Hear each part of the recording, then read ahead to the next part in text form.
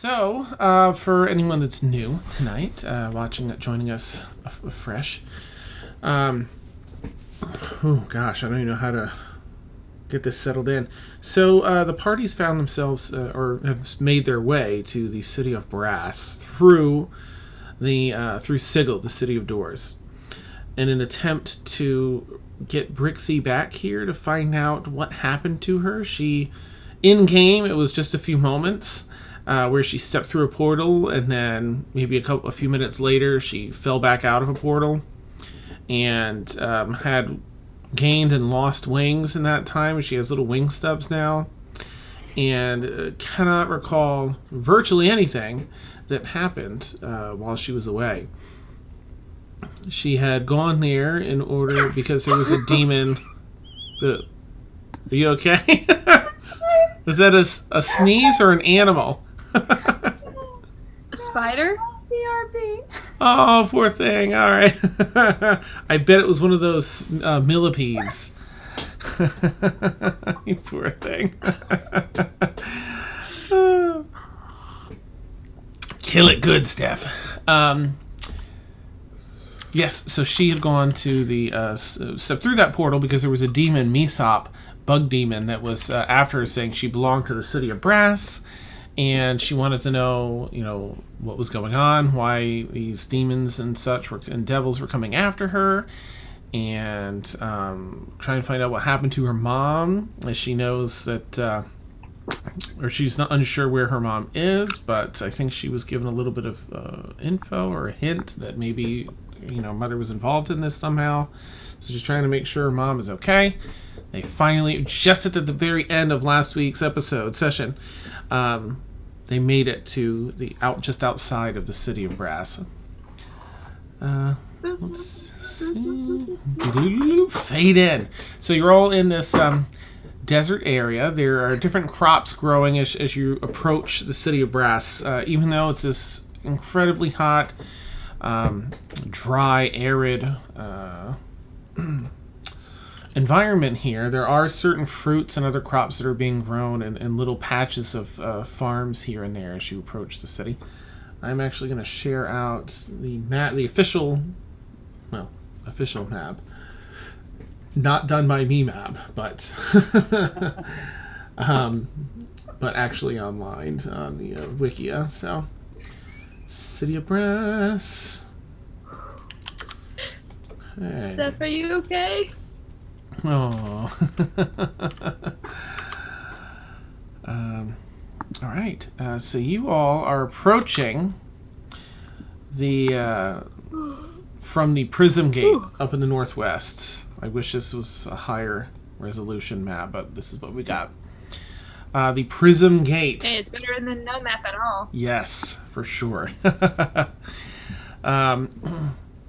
And you're approaching. You see, this rather large gate.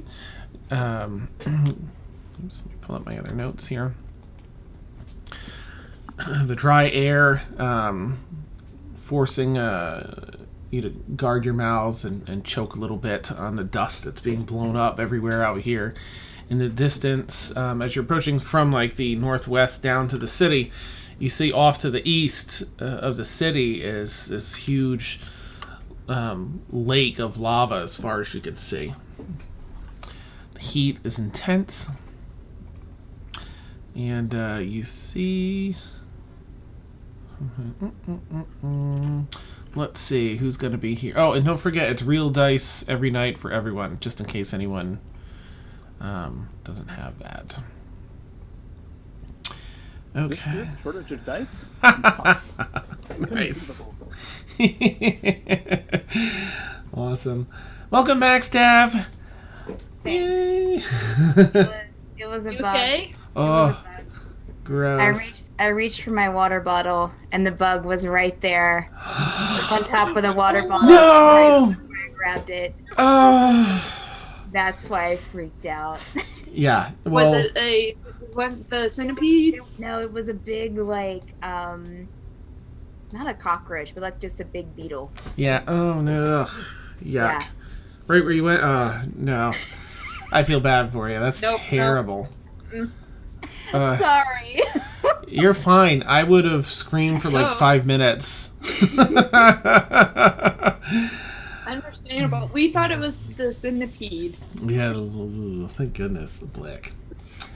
All right, so you all approach and you find standing outside of this, the door is giant, heavy brass doors with those large depressions, spherical depressions in the door, and 2 huge rings that would pull it open. And standing outside are 4 Ifrit, or Ifriti, guards standing there, large scimitars on their back, arms crossed, just guarding the gate and watching you all as you approach. Oh. You said he's just standing there watching us as we approach the gate? Mm-hmm. There's 4 of them, 2 on either side. Like, 1 in front of each door, and then 1 on either side of the jam on each side. I guess I'll look to our guide. Okay. Dan, Yeah. this is before or after Brixie has her gazer memory back. Miranda. All right. Let me think. That was at the very end. What is it that you recalled? Well, remember last week you made me roll for a wisdom check, and I started to have a vision about 2 orcs, Graham and Brixie. Yeah. Oh, right. Yeah, that's right. You remembered. I remember that. You recovered that memory. It'll be after that. So go right ahead and role play that as you witness Brixie going through this. I think she would basically snap out of it and then just look through the alleyway again. Like, get up and look through the alleyway again, and just to make sure that there's no orcs to the party. That's right. You all climbed in. The other members know. Well, I am so off my game. It was How terrible. You all used the ropes. You had the ladders, and you climbed up underneath. Okay. All right. And in fact, you ended up in the, oh my gosh, what area did... The foundry, I think? Does that sound right? Now I've got to go back and look. I think that's it. Oops. Yeah, okay. Pretty sure we ended up in her mom's wine cellar. Nice, yeah. Maybe like a 5-minute visit and we'll be gone. Awesome. Here we are. We're out. Yeah. Nice. I'm so sorry. Shame on me. Was it that or the cinder sweeps? No, it was the foundry. It was the foundry. I know it was at night. I think you said it was at night. All right. So I'm sorry. So go ahead and... I could be mistaken.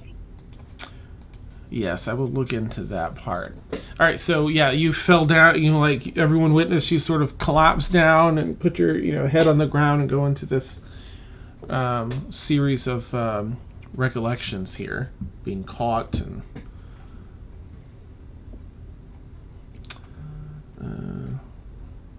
Does it? So go ahead and take it away. Everyone sees her kind of face plant in the street with this. Brixie, and you ended eggplant, right? Mm-hmm, correct. Just like a fetal position, just clenching. Caitlin will run over to her. Brixie, can you hear me? Are you okay? Do I recall anything more? Because you ended when I said mom. Do I just snap out of it, or do I recollect? I rolled pretty high, if my memory serves me correct. I think you did, and that's why you had a whole series of recollections. But it does end with you seeing a female form down that appeared as though it were your mom. So whether or not you didn't, never came into focus in your recollection, but it's it was a scent, a familiar scent of your mom from down the street, and then you saw the female form and said mom. but then it wisps away. Okay. Erin is keeping an eye out as this is happening, so she's not really paying attention at all. But she's keeping her back to the wall. She's not turning her back to Brixie. Just being the lookout, basically. Okay. For all of you that are looking around in here, this is a very wealthy section. In fact, it's a bit higher up than some of the other areas, and you can see even to the north, there's more of a slummish area to the north, and you've got a pretty good view of other areas of the city. And this is by far very wealthy houses. Do I spot any orcs? Are they orcs? Did you say orcs or giants? I think you said orcs. Pretty sure they Two were orcs. orcs. Okay. Mm-hmm. Do I see any orcs at all? None in here. Nope. You spot a few Efreet walking around, which are these ones in the image here are guardian Efreets. The ones you see walking around the Foundry are very well dressed. I mean, these very wide, beautifully laid streets, opulent homes that rise many levels up above, and wealthy, fancy clad Ifrit walking the streets. Every so often you see a Dao or other types of fire-based creatures. Mainly Dao, which is a type of genie that has legs that transform into a spindle, a small tornado of dust and dirt. They all have bling all over, jewelry everywhere. 8 to 10 servants or slaves behind them as they're walking through the city. Okay, Dan, mine froze for just a second, and I'm so sorry, but can you repeat what you said? Because I caught half of that. No worries. So the streets are really wide streets, really opulent homes, wealthily dressed Ifrit, as well as some Dao, which are a type of genie. The bottom half of their body can change from legs to a sand tornado. And the Dao especially have a bunch of bling, rings all over their fingers, necklaces, bracelets, and 8 to 10 at least servants or slaves behind them as they walk through the streets. Okay, I'm gonna stand up and just stand over Erwin's back and just look, and I'm gonna put my head up. Erin is not putting her back to you after you attacked her. Okay. She's standing against the wall and just kind of looking around the corner, keeping an eye out, but she's not going to let you get the better of her. Good to know. Just gonna get in front of Erwin and then just look to see if anybody's near. Brixie, is everything okay? I just stay silent, just trying to process before I tell anybody. Okay. I'll look to Miranda. Or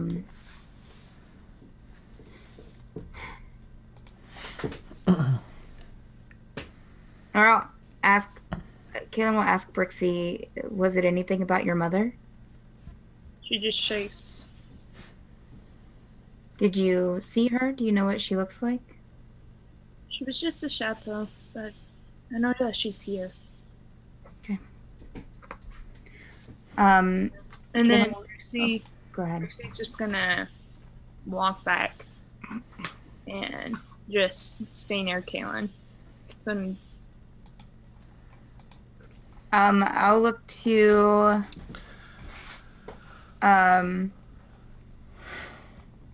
Yeah, I'm gonna look to Miranda, and so we're looking for possibly a tiefling.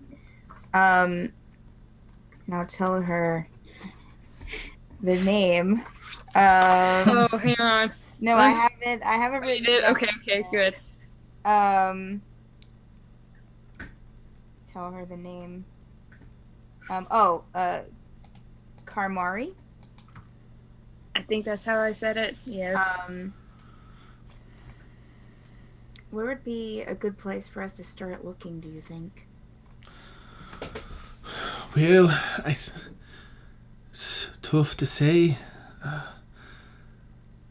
Let me. She pulls out a rough map of the area.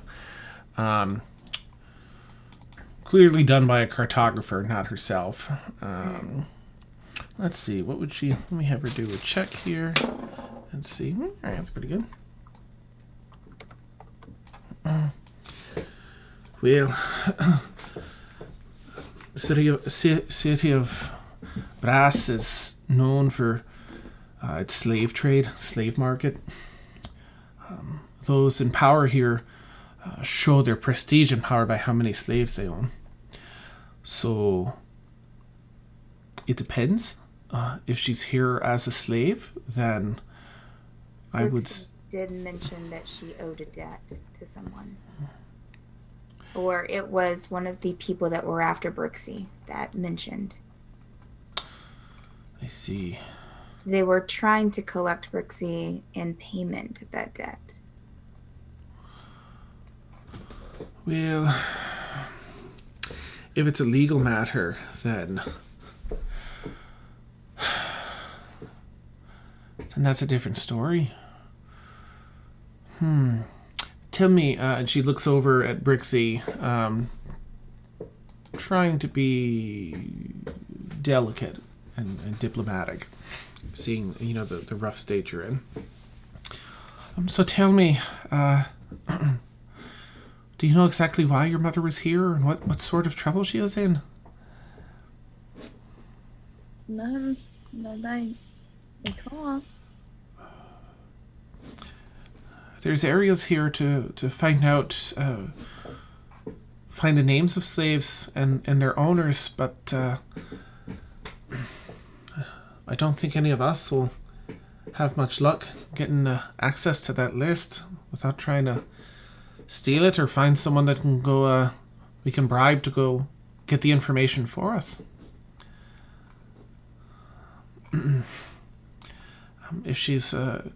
If this has just recently happened, then we can check out the slave market and see if she's up for sale.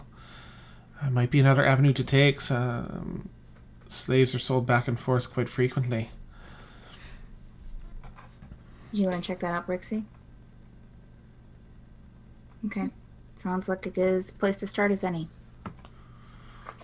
What time of day is it, Dan?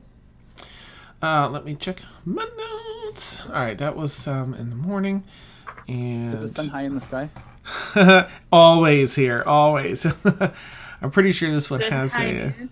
Is it high? Awesome. Let me see. Yada yada yada yada. I do feel like there was something about it always being sunny in Philadelphia. Always being sunny, but I'm just trying to remember if it was like night or if that was in the City of Doors. It was night in the City of Doors. Okay. Sigil. Yeah, so as far, if you were to continue from when you were on the Prime, it would be nighttime. Here, it seems to have this ever bright, Right.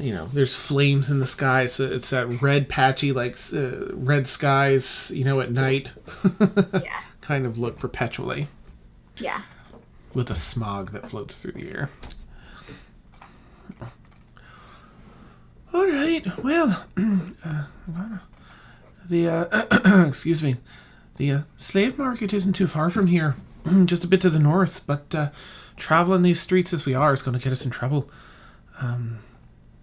She kind of looks around to see if anyone's particularly ornery looking of you.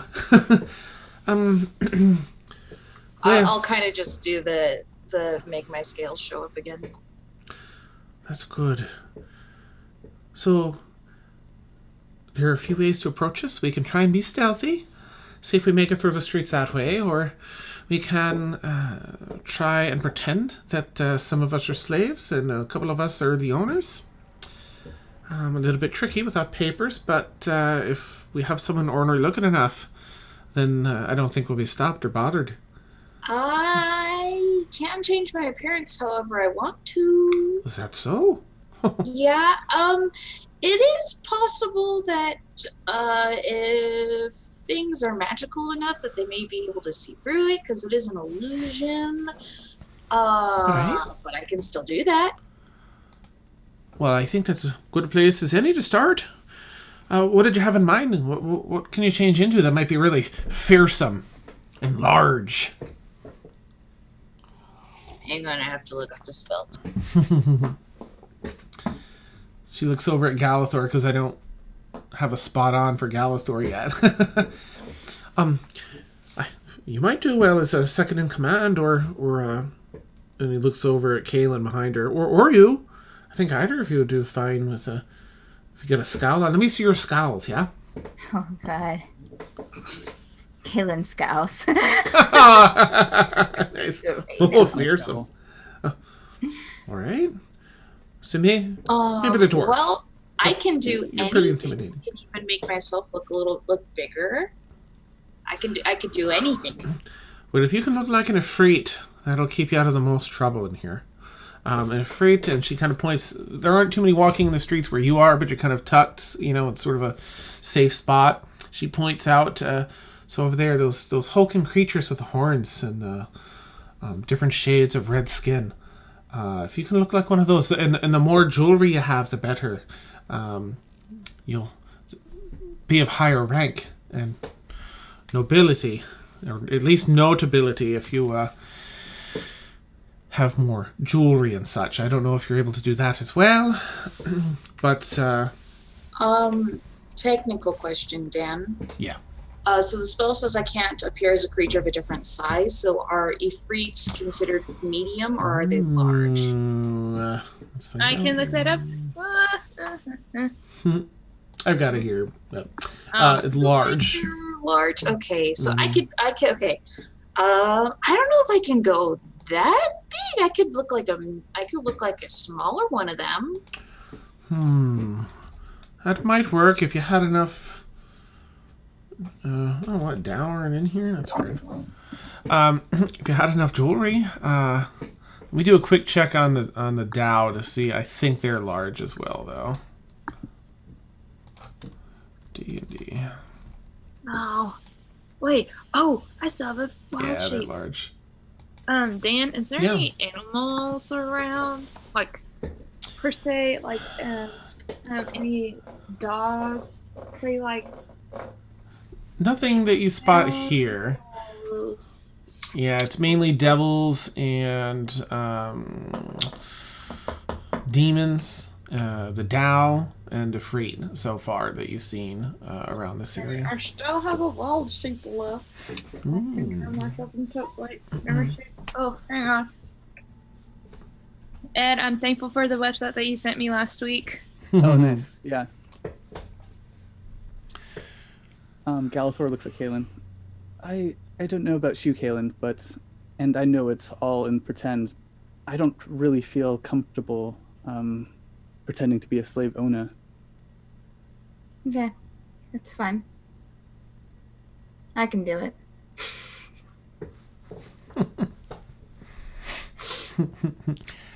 Emil's with Galathor. This doesn't. This feels like we're just going to run afoul of the law if we try and be deceptive. You guys have a different idea that we could follow? I think it's just to get us through the streets, right? So we don't attract attention. It's the whole blending in thing. So it's not like we would be going up to, the mayor of the city or whatever and trying to say, look, these are my slaves and whatnot. No, I think it's just for appearances to make sure people don't look at us twice, because we are kind of weird looking for this city. We don't want to die before we get there. But will you be willing to hear other ideas if the two of you have any? Miranda chimes in. I agree, and I'll follow. I'll follow whatever it is that you all want to do. If you wanted, the furnace. The furnace is the administrative area of the city, and it's a bit of a distance. But if we were to talk to one of the illuminated, then perhaps they'll bring us over there if we have our weapons low, and let them know we're travelers and we're seeking to officially be here. What kind of distance are you talking about? And she shows you the map. So you're basically where it says the foundry in the eastern part is where, right in between the words the and foundry is essentially where you are. And the furnace is to the west and a little bit to the north. How long will that be, Dan, walking? Oh, gosh. Let's take a closer look here. This map blocks are accurate. That looks like a day's walk. It's pretty far.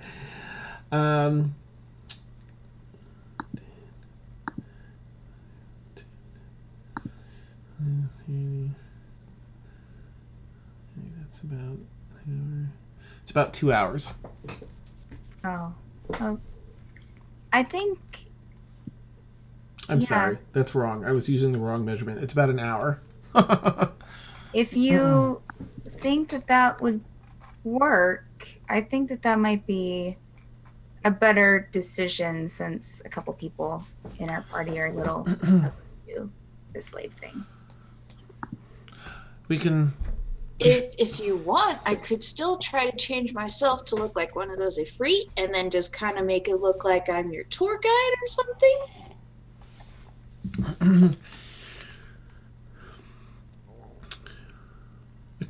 That could work. So then it's still not a group of foreigners just wandering around, because you have a bunch of people like us wandering around without someone local, then people are going to pay more attention to you. I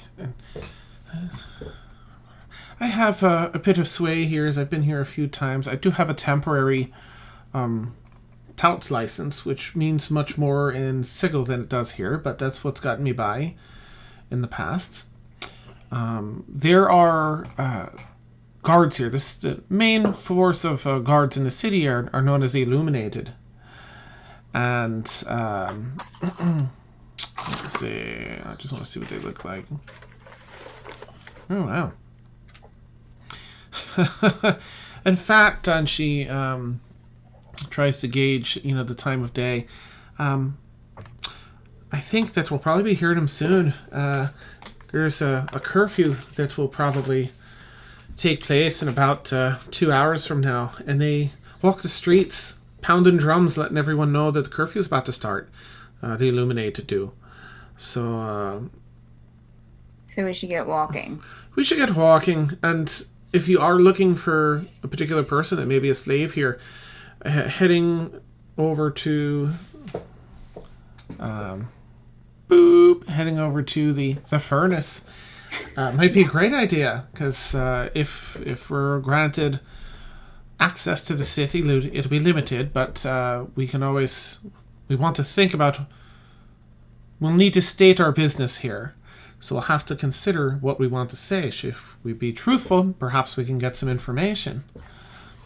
If we play all our cards at once, play our hand, they might say no, and you need to leave the city. So let's consider that while we walk. And truthful in that we're looking for someone? Yes. Okay. I don't know that we have a vast history of Mm-hmm. being good at deception and lying, so... I don't know that we have a vast history of being good at deception and lying, so... I I'm certainly here keeping a low profile, but we might be better. Whatever story we choose to be based in truth, at least. Sure. I don't have a problem with telling them that we're looking for someone. All right. It's certainly not a bad thing to have a bad history of trying to be deceptive. Not a bad thing at all. Leave that for another day. All right, let's get going. I'll Alright. cast Alter Self still. Okay. Try to make myself appear as tall and as big as I can. Female Ifrit, Okay. all golden silk clothing, Ooh. long black hair in a braid. I'm still going to keep my magic items looking the way they are Okay. because they're obviously magical. Yeah. So I figured that will be a good step up. And then just obnoxious amounts of jewelry. Perfect. Yep. Like 5 rings on each finger, and yeah. It's ridiculous. Okay. And You know, or we could not keep a low profile. Nice. Neat. So you see Aaron when you hear kind of, look down and cast the invocation for the spell, and swells up to as large as she can in her frame.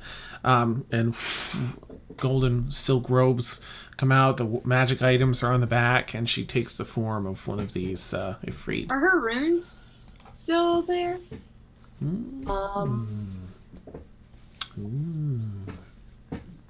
I don't know if those would poke through the illusion because I only have 3 of them active. Okay. Okay. Probably not then. That's technically Well, I think. Darn, I thought it was her runes were shown because it'd be cool to add to the illusion. Nice. Oh, yeah. Stay out of my way. When Erwin transformed into the Ifrit, I'm gonna back up to where Emil is and just hold Emil's hand. Okay. So I'm not trying to be like also a extraordinarily beautiful Ifrit, just a sort of like average one Okay. with what she thinks is what would be enough jewelry. But she does have a peasant background, so it's overdone. Perfect. Excellent. Well, oh, sorry, go ahead. Okay. Miranda says, all right, well, do we dare walk all the way over? Or should we can find one of the illuminated, and they can escort us over. Might be a safer route, but that's what I would suggest. Find an illuminated and ask to be brought to the...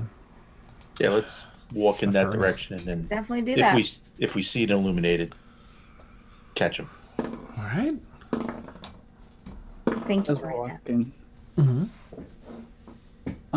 I am worried about the curfew. We have a plan for when that occurs. We can request permission to stay the night and acquire an inn while we're at the furnace. We've got about an hour's walk ahead of us, and they do have some temporary shelter there at the furnace.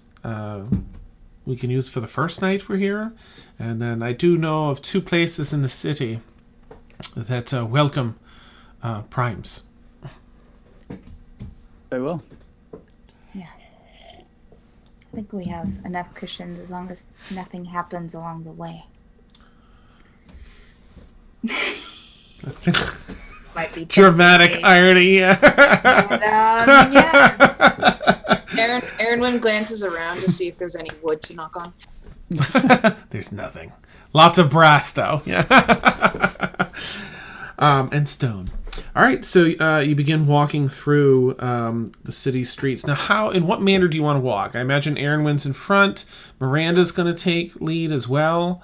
In front, cocky. I have no idea where I'm going, but I am just like striding, just like Terry and Darrington. Perfect. Since Miranda's towards the front, I'll be towards the back probably. Okay. And I'm just around. All right. Galathor would like to communicate with Emil to kind of each take a flank. Oh. I mean, I guess I could be visible. Sure, we'll try it that way.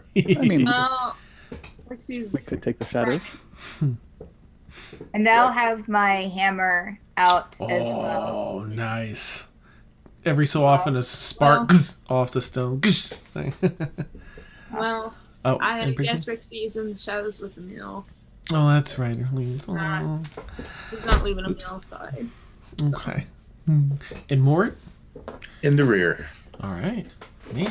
And are y'all walking as like a confident group, or are you, trying to disguise the fact that you're primes, or are you just, how would you like to approach it from the viewpoint of citizens? Rixie My doesn't suggestion want would be move like we have business to attend to. Kind of like not distracted, not tourists, just focused, moving quickly, not interacting with people. Just we look like we know what we're doing. We look like we know where we're going. Okay. You know, how like a woman would walk when she's walking alone at nighttime. For reals, right? Happy Oh, why International world? Women's Day. Yeah.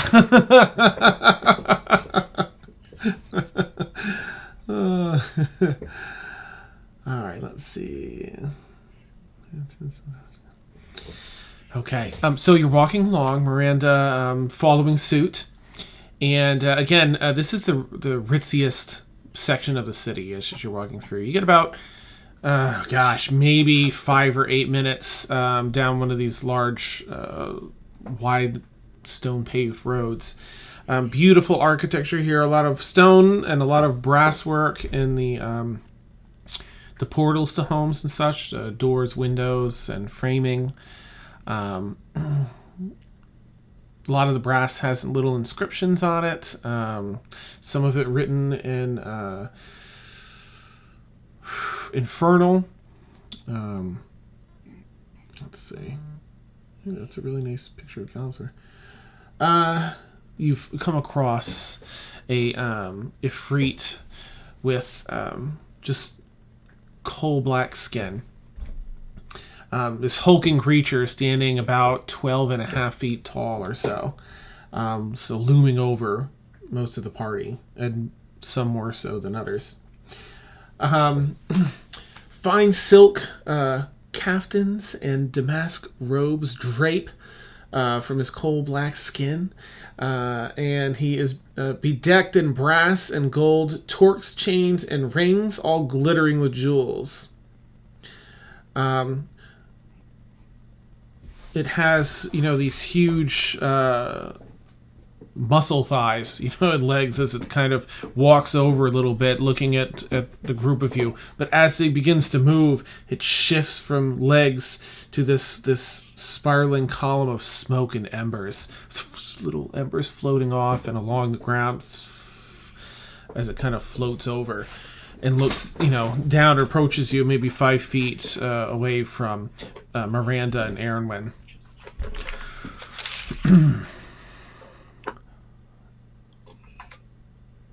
Actually, I'm going to have it do a thing because of Aaronwyn. Okay. And Aaronwyn, can you... I guess you don't have to do anything yet. Is it an intelligence check to see through?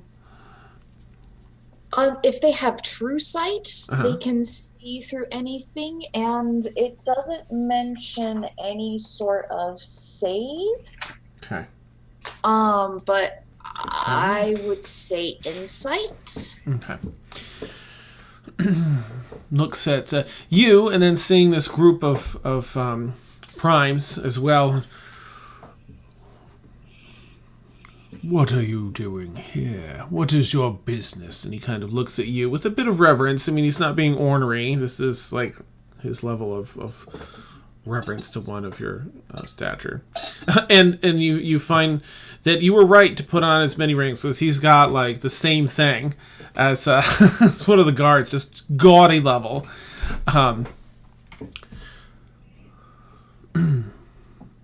We have a meeting at the furnace, and I would appreciate it if you got out of my way. And I just kind of make my cloak billow and just kind of scooch past him. Okay. He kind of nods to you and then looks at Miranda and Well, they're all with the me others. now. Come on. Then you all have passes, yes? Oh, of course, we wouldn't come here without it. Come on, go away. We are going to be late. And I keep walking. Nice, Miranda. Just like, come on, everyone. Miranda chimes in. Nice, Frank. Miranda chimes in. Yes, well, we're with her, and I'm a tout, and I have my license right here. And she pulls that out and shows it to him, and he kind of, reaches down. So it's a regular size of like printer paper, but he, pinches it. This is okay for you, but you must check in at the furnace. Of course. Who do you think you are, riffraff, talking to me like this? I am an illuminated, and billowing stuff in the bottom.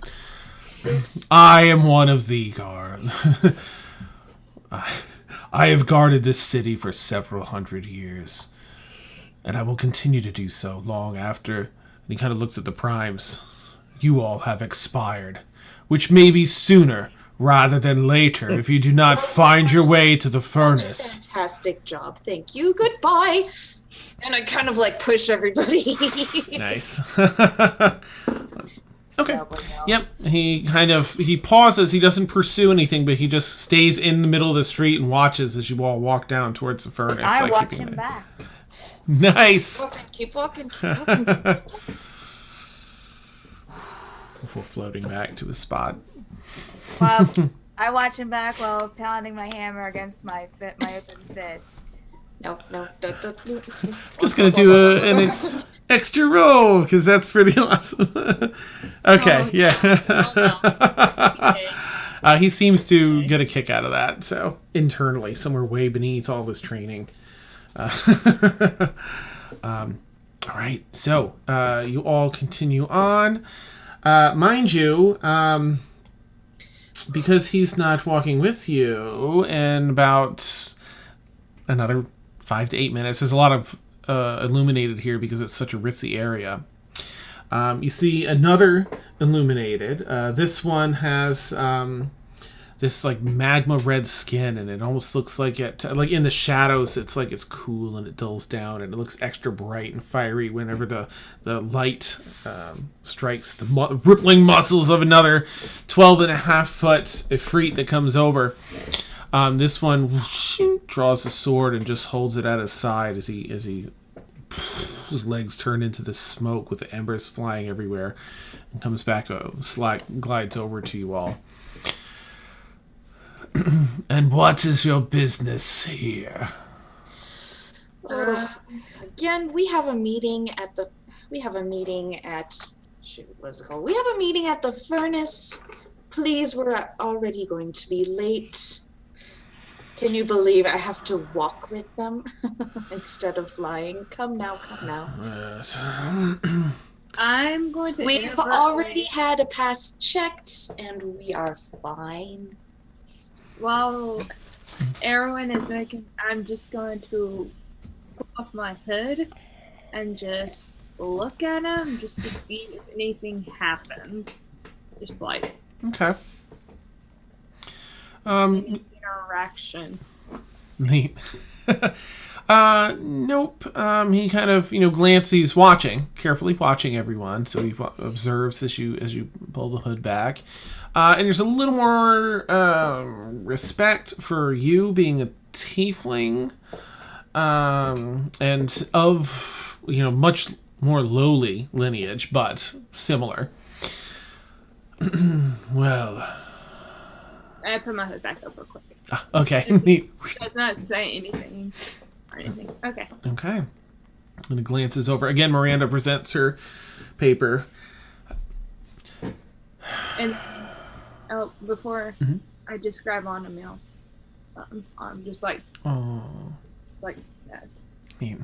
I don't know what to call it, but yeah. Then you need an escort, yes. I will ensure you make it directly to the furnace. You have no business elsewhere, correct? No, none at all. Good. Simply a meeting. And I would appreciate having another around. Thank you. Of course. And he kind of rolls up next to you. Lower half still spinning. Embers kind of, behind on everyone else as they kick up off the stone. And you now have someone to walk with you through the city. So it's rather expedient. You're not bothered by anyone else. The wealthy folks here, while they look down, they feel the illuminated are a few steps down from them. They still know not to really get in their way. So there's sort of that type of set dynamic that you see as you're walking through.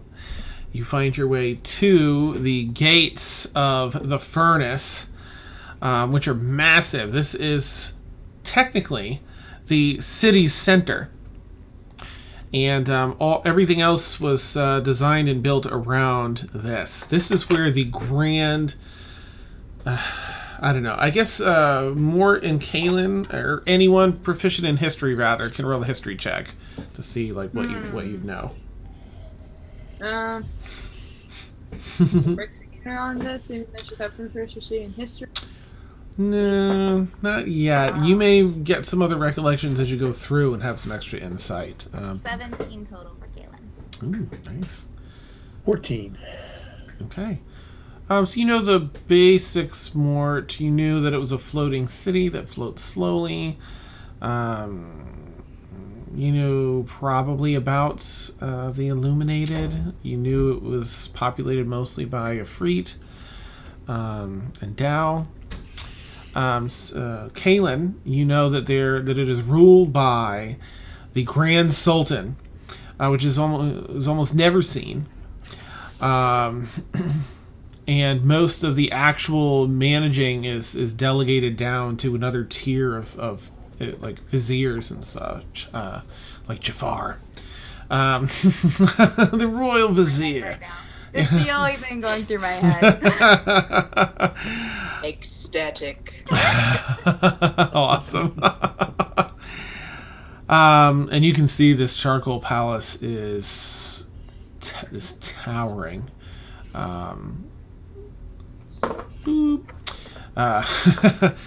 Towering palace in the middle of this area. There are a few pavilions out in front. As you step in, you see off to the right the Red Pillar Halls and the Eternal Flame Pavilion off to the left. This illuminated brings you off to the right-hand part of the furnace where the Red Pillar Halls are. And think sort of like Roman architecture with the pillars. Everything's this. There's a mixture of bronze and this crimson red. Excuse me, and little office buildings, basically, built out of marble and other stone that he brings you up to. Well, he turns to Aaronwyn and to Miranda, and then focuses mainly on Aaronwyn, the other Efreet, and be sure that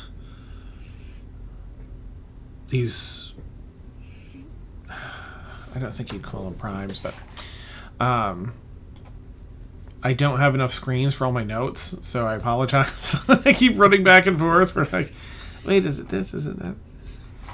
All right. Here it is.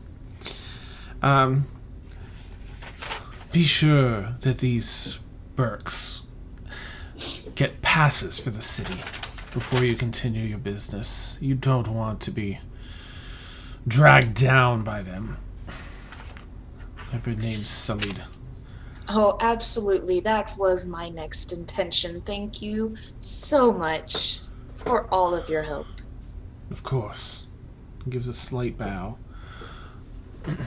and holds it, like expectantly waiting for you to do the same. I'll bow slightly in return. And then turns and how long has it been, Dan? It's been about an hour 5 minutes or so, for getting stopped at timer 2. I was gonna say how long because alter self lasts for an hour. Okay, well, it's been an hour since I don't know. You did get stout the first time. Okay. Rewind. Nice. I was gonna ask you, Sam, how long does Before Mhm. when I can feel it getting to the end, I'll just Yeah. cast it again, and then so just make it look like, like I'll kind of turn and like cough and just cast it again. No, Nice. no, actually, I won't do that. I have subtle spell. Ah, whew. Oh, does that make another rune light up? It does, but I only have 4, and Four, it's okay. 5 that start glowing. Neat. Okay. So you do that and you maintain the spell. Yeah, you're like 5 minutes out from the outer perimeter of the furnace, and you feel it weakening. And Yeah, and I'm just like, nope. not today, not today. Yeah. Thankfully. So, and then subtle spell allows me to cast it without verbal or somatic components, Perfect. which that's all alter self is. Oh, perfect. Okay. You renew the spell. The Illuminate is none the wiser as you make it in, and he says that, bids you farewell, and heads out, and you're sort of in front of a moderately large building that you can see a number of other folks from the Prime inside. It's cooler inside. You can feel some of the cool air exchanging with the hot air outside the open door on the front of this building. Can we take our bio break? Sure. Right now? Yep. Good spot to do Seems so. like a good pause. Yes. All right. So bio break time for anyone that doesn't know. We take like 8 to 10 minute bio break, and then we'll be back. Woot. I feel like I need a snack, but we'll keep streaming. And so for those of us that are here, we can continue to chat with you, our awesome chat and viewers. And when we come back, we'll get underway with the battle for the ages. Not just kidding. Waka waka. This whole storyline is just like,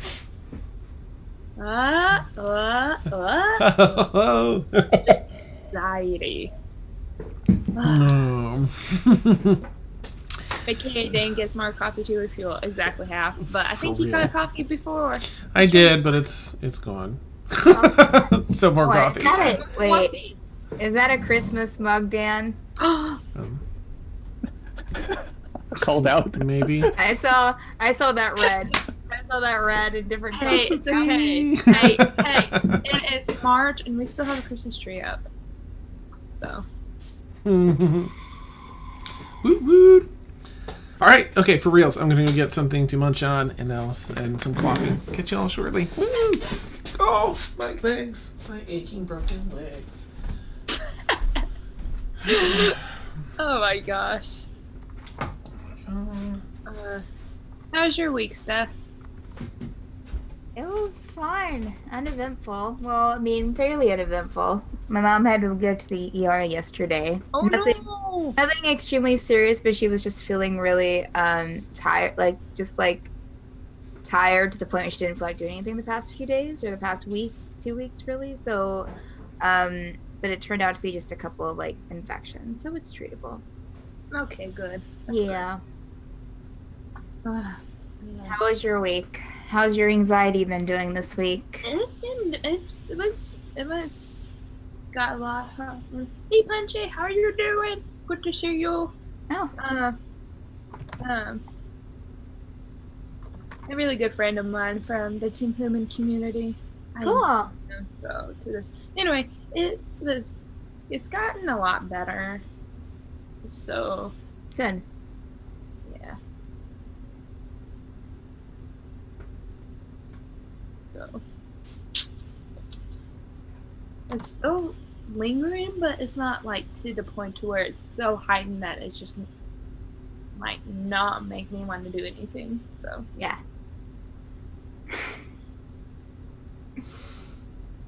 I'm like keeping an eye out for any other roaches or whatever that thing was. you may need to just do like a blanket shake of your bed just to double check. I hadn't. Yeah, it was crazy. I went in there to get like my mom was well, she was trying to sleep, and she was like, "Are you okay?" Because she heard me cry out. Oh, when you screamed? Mm-hmm. Like, "Are you okay?" I was like, "Yeah, it's just a bug," and she was like, "Oh, that over a bug." Good night. But it was like right there. Like I went to reach like, and I was going to grab it by the top Was where it the on your water bottle? I was gonna grab the water bottle like by the top where the cap is, and I just so happened to look. Thank goodness before I grabbed it, like to make sure I was like reaching in the right place. And there's Yeah. a big bug like on its hind legs, like looking around. And I was like, oh no. I can imagine it would have been Gosh. worse if I would have like grabbed it and felt it. Like I would have just Your water everywhere. yeah. Yeah. Oh my gosh. So yeah, I was like, and then it was just like it acted like it was gonna like fly. I don't know if it seemed like it might have had wings, but it was just like a water beetle. But Oh. Kitty, I hear Dan's cats.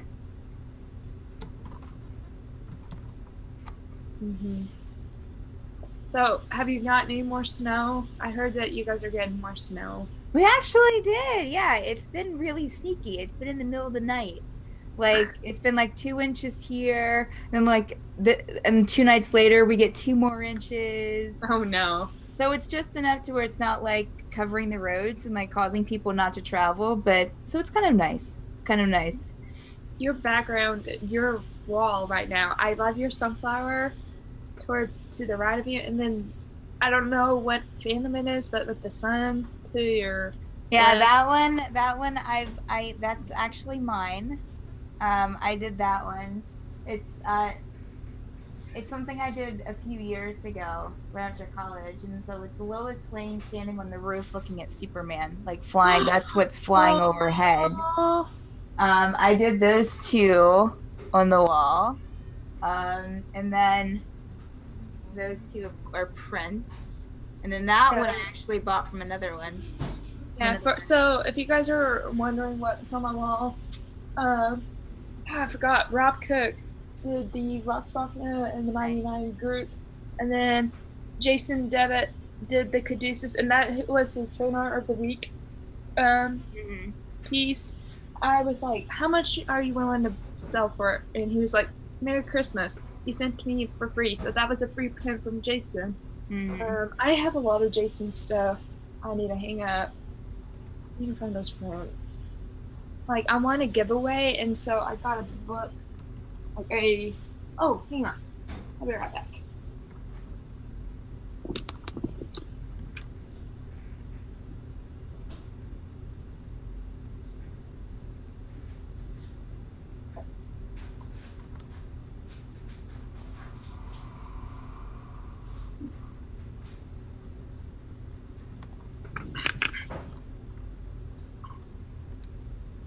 Okay, so I don't know if you can see it well, but one of his this one, it's Jar Jar Binks as Grog. Oh my goodness, that's crazy. So yeah, hang on, let me find the one that I really like, because he has a lot of Critical Role stuff in here. This one of Matt. Nice, I like that. And then he has, here's Vax as a ninja. Oh, nice. Wait, there's more. There's Grog. There's Vex and Trinket. Trinket is a panda bear.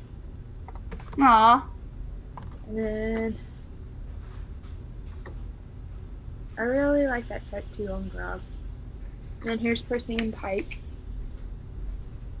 Nice. Oh, that's really cool. My favorite one is in the back. Yeah.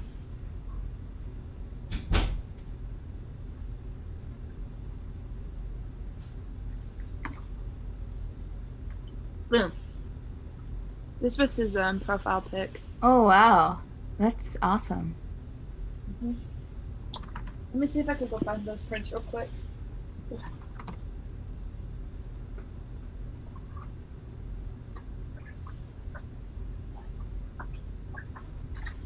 Hmm.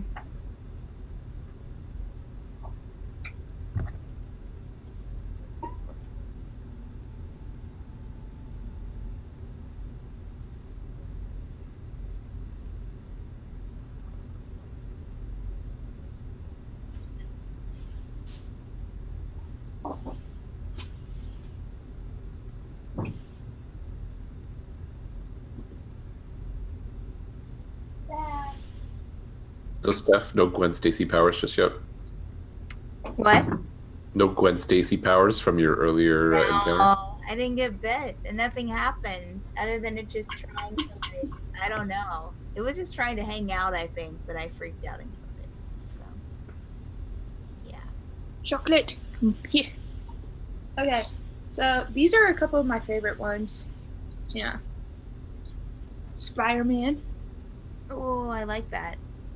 Laura Bailey as Vex. It's a watercolor of Laura Bailey. These are all by the same artist. Uh-huh. Very Jason cool. Devitt. And then here's Batman. Mm-hmm. Here's Caleb and Frumpkin. And then here's Molly. Very cool. I like their stuff. Who is that? What's their name? Jason Devitt. And I'll send you a link to his Twitter. Okay. Oh,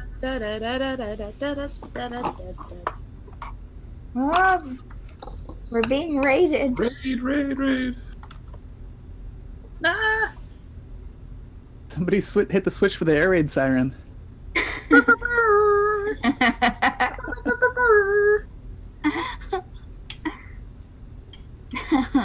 Welcome, Raiders.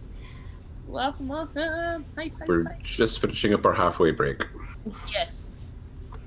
I was about ready to type that, but then I was in all caps. I need to get him to come and watch the streams. I'm talking about. Oh, my team human raid. Randy, are you just showing off the human raid? Oh no. It was Shannon. Miss Chenandler. I know, but Randy got the human raid. I don't know if he's using those as shields. I see a couple of Vayner shields. Oh, you're okay. You're showing off. Who means unite? I tried.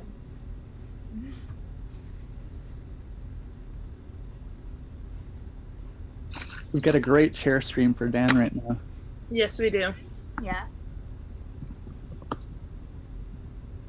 Coffee's taking a little bit longer than usual.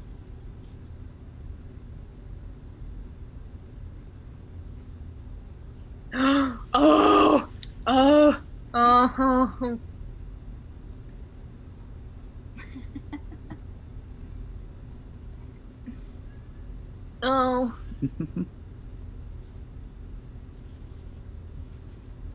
Yeah, I'll show you some more art that he's done. I'm just showing off some art.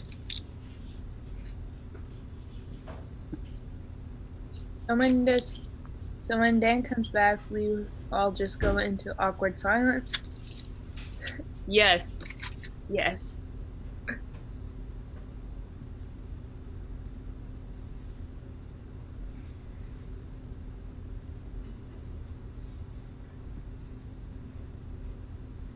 Yeah, Randy, share it.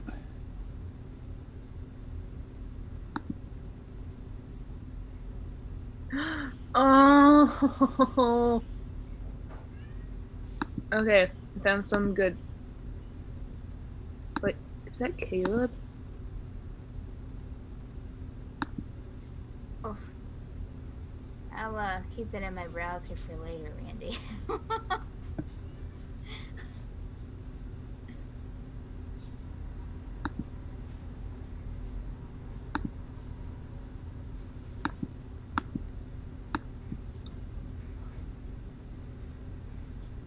Oh, this is gonna be good, I can tell. Wow. I glanced through it. Yeah. I glanced through it. That'll There's this- be over until later. Yeah. What is Randy posting? Something he wrote for. I would call it fanfic, but since he's in the campaign, you can't really call it that. Yeah. Maybe like a journal entry? Yeah. It's a journal entry. It's up to us to decide if it actually happened or if it's just fantasy. Fantasy. That's what I was about ready to say. New word of the day. Fantastic. Fantasy. I'm getting cold. I'm That's putting a little more. my shirt on. That's a little more jazzy than fantasy. A little more sassy. Looks better. I love Hey, the nerves. cursing is over. Excuse me. Oh, hey, Miz. Oh, did you raid again? You're so kind. It looks like you did. They did. Oh, thank you, Miz. You came just in time for an epic battle. No, just kidding. Don't. And it makes me really nervous. I'm totally messing around. Hey, I'll roll initiative for raiders. Awesome. Golly. Neat. All right. Hey, Awkward silence. does this show that we're online? I think my mobile's gone berserk. What? It says channel went offline, but Oh. I guess not. Close Twitch out completely on your phone and then reopen it. Okay. Mobile tends to have a lot of problems. Okay. So it's not me. Temperamental. Okay, good. Okay. Whew. Good. All right. I Oh, can still see chat, so it's all good. Okay. neat. Nice. We've got a few things going on. We're here though, and you're outside of this building. You can feel the cool air. Cooler. It's blazing hot everywhere because this is on the elemental plane of fire. But here in the city of Brass, but slightly cooler out of the heat, direct sun, whatever it is, from the smoggy sky up above, the red smoggy sky. This is a building you were left at to get your permits or whatever. Great. Do we go in? Is that Q? Oh, there'll be a there'll be a queue in here. But yes, we should go in. Okay. I'll lead the way in. She'll probably. I think perhaps it's best if you return to your normal form, and that way you can get a pass legitimately, and then we can go use this incredible skill you have in the future if we need it. All right, I'll look for like a shadowy corner to step off Nice. into. Emil could point you to one. Ooh, perfect. Thank you. Emil sees you looking. Ooh, you shift back down to your normal form and walk back out. Oh, there you are. When she does that, Brixie just does not look Erwin in the eye because she feels guilty of what she did to her. Oh, okay. Brixie's sort of off to the side. Just sits down. You probably notice that, Aaron. When I feel like you'd probably spot that. Like, oh, fresh coffee, so delicious. Okay, sorry. Christmas bug. Yes, it's almost here. 9 months away.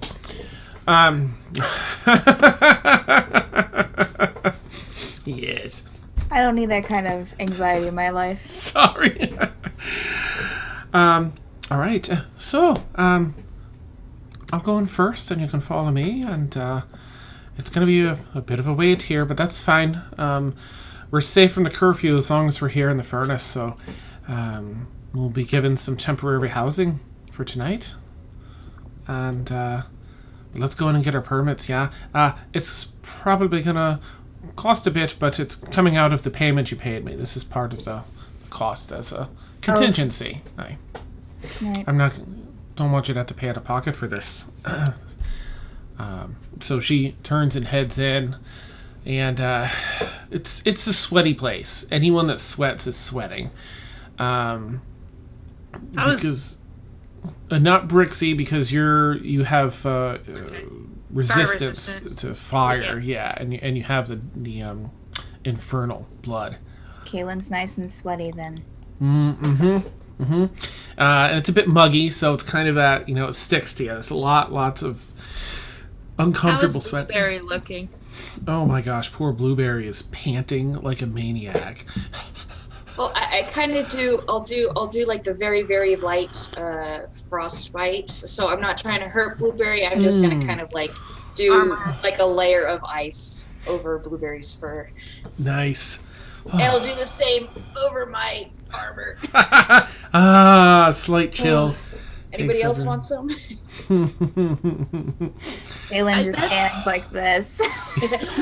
I do like this. So it's like the squirt bottle fan. Nice, a mist tent. Yeah. It covers everyone. I give Aaronwood a nice pet on the arm and thanks. I'm fine, but I kind of want to see what it looks like. What with the what you mean, the ice on your face? Yeah. Okay. I mean, I'm fine, but I just wanted to see what it looks like. Okay.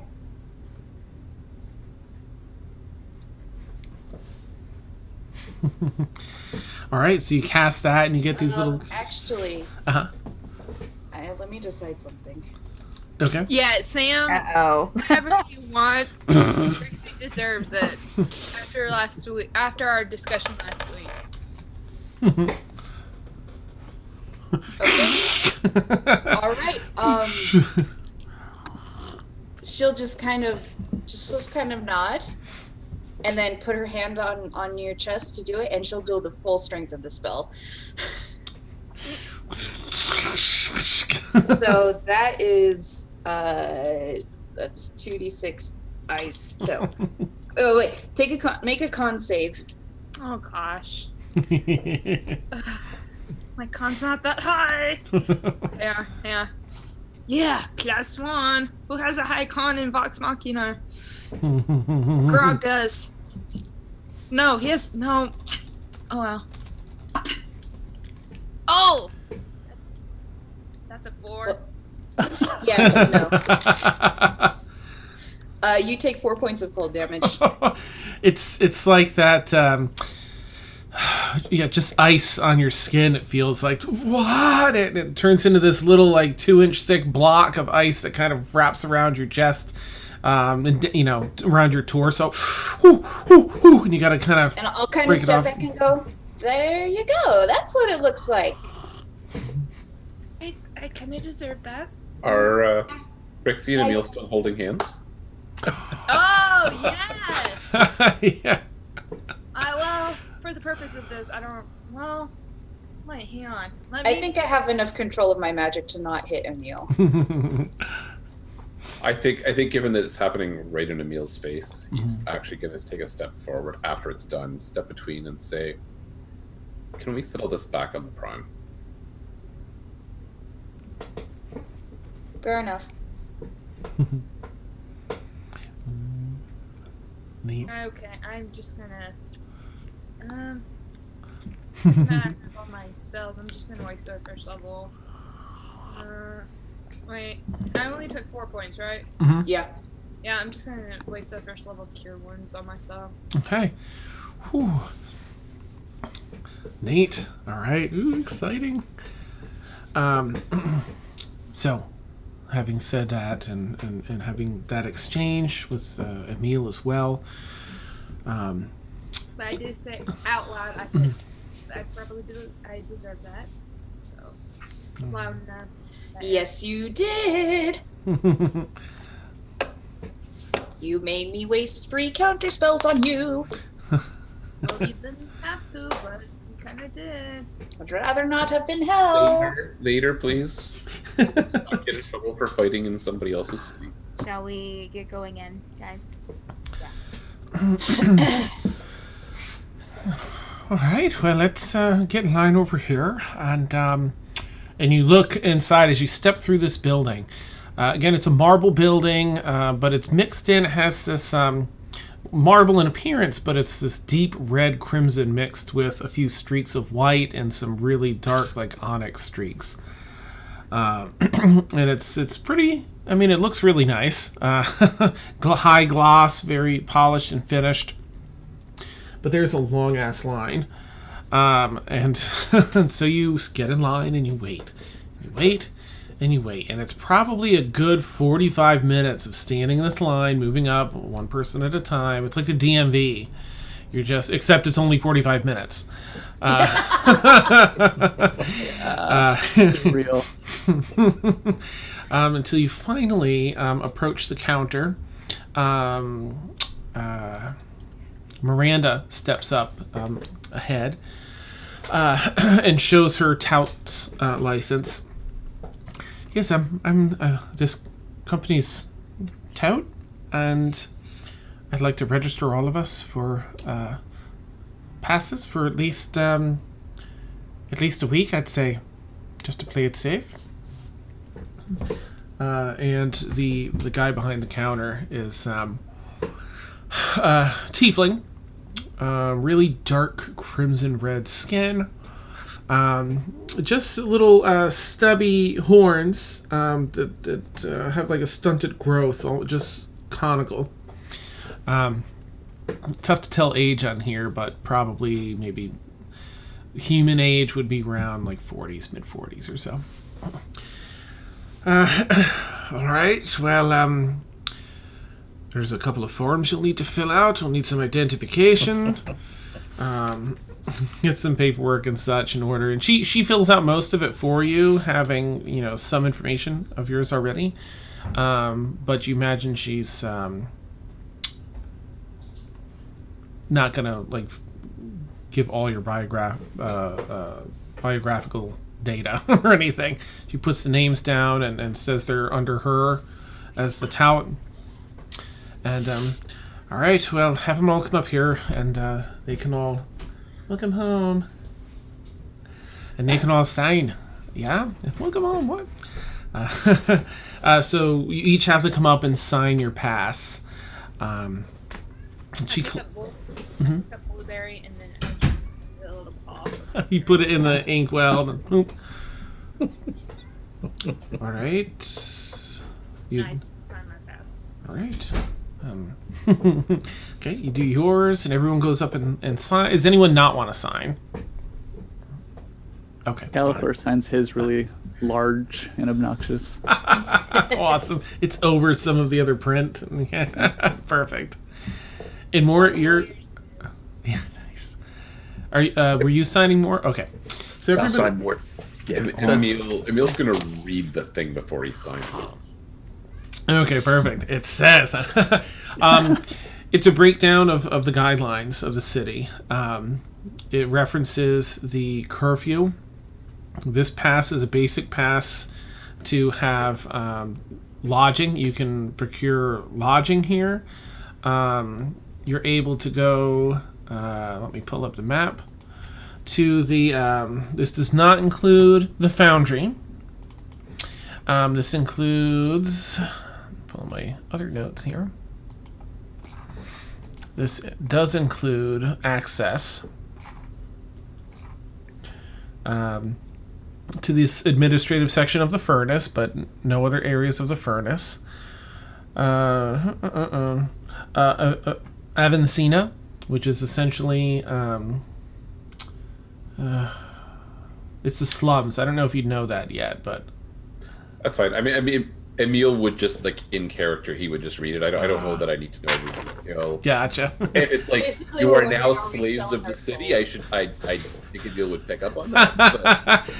But But while there are forms like that here, thankfully Miranda did you a solid and knew what to like. So it's all on the up and up. It just talks about access and the curfew and such.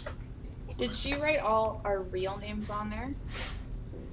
The names that you gave her back in the inn are what she wrote here. Okay. But she's vouching for you under her tout license. So, and she pays about 20 gold or so. It's just a little over 20 gold for the licenses for everyone. She takes it out of the her purse, coin purse. And the guy behind the counter, all right, well, you'll find yourselves some temporary housing just outside of the furnace. Step outside the gate, the southern gate, and head to the west a little bit. It's not pretty, but probably what your friends are used to. And get a good night's sleep there. After that, it's one night only, because it's so close to curfew. After that, you'll have to find lodging elsewhere. Good day. And he just kind of dismisses Miranda and the rest of you. And you all kind of go around the snaking line and back out of the building. So. Oh, that took way too long. Yeah. The heat is battering down on you as you step back out into it. The ice melts off. It's long melted off of Brixie, actually. Even inside, it was hot. Dan, I got a quick question. Mm-hmm. I can't remember. Did Brixie ever say Meesop's name out loud? No. Okay. Right, and only people that could read, I think it was... Infernal. Weren't we Infernal. all there, though, when he introduced himself? Yeah, but he left, and he wrote his name Infernal. I can And then went back. read Infernal.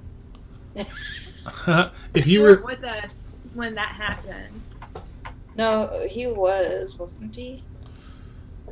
When we first met? No, I don't think so. I met the bug, the thing made out of bugs, I think. That's when he did it, when he was all Okay. freaky with bugs coming out of the on holes. the way to Bridgeport and on the way back from Bridgeport, like both times, didn't we? Mm-hmm. Oh, okay, yeah. I think this was the first time on your way up when he That's wrote what his I'm thinking. name. Yeah, so you Yeah, probably and- wouldn't, Mort. Okay. And No, then, yep. and then I remember because Brixie was the only one who could read at the time Meesop's name, and then she wrote Meesop's name, and it was a portal to the city of Brass, one time use only. Okay. I was going to do something if I knew the name, but that's okay. But no, Brixie has never said Meesop's name before. Interesting. Out loud to the group. Dan, there- how long are these passes good for? Are they like park hopper passes? One, or- 1 week for essentially all the like mid-level and lower areas of the town. Nothing ritzier than mid-level or more secure than that. Sounds good.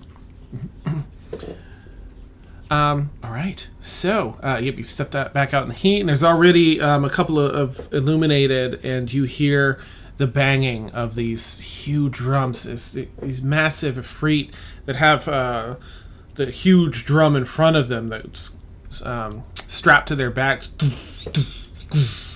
When you hear the rhythmic pummeling, they all seem to be doing it in time around the city, calling for the curfew to begin shortly.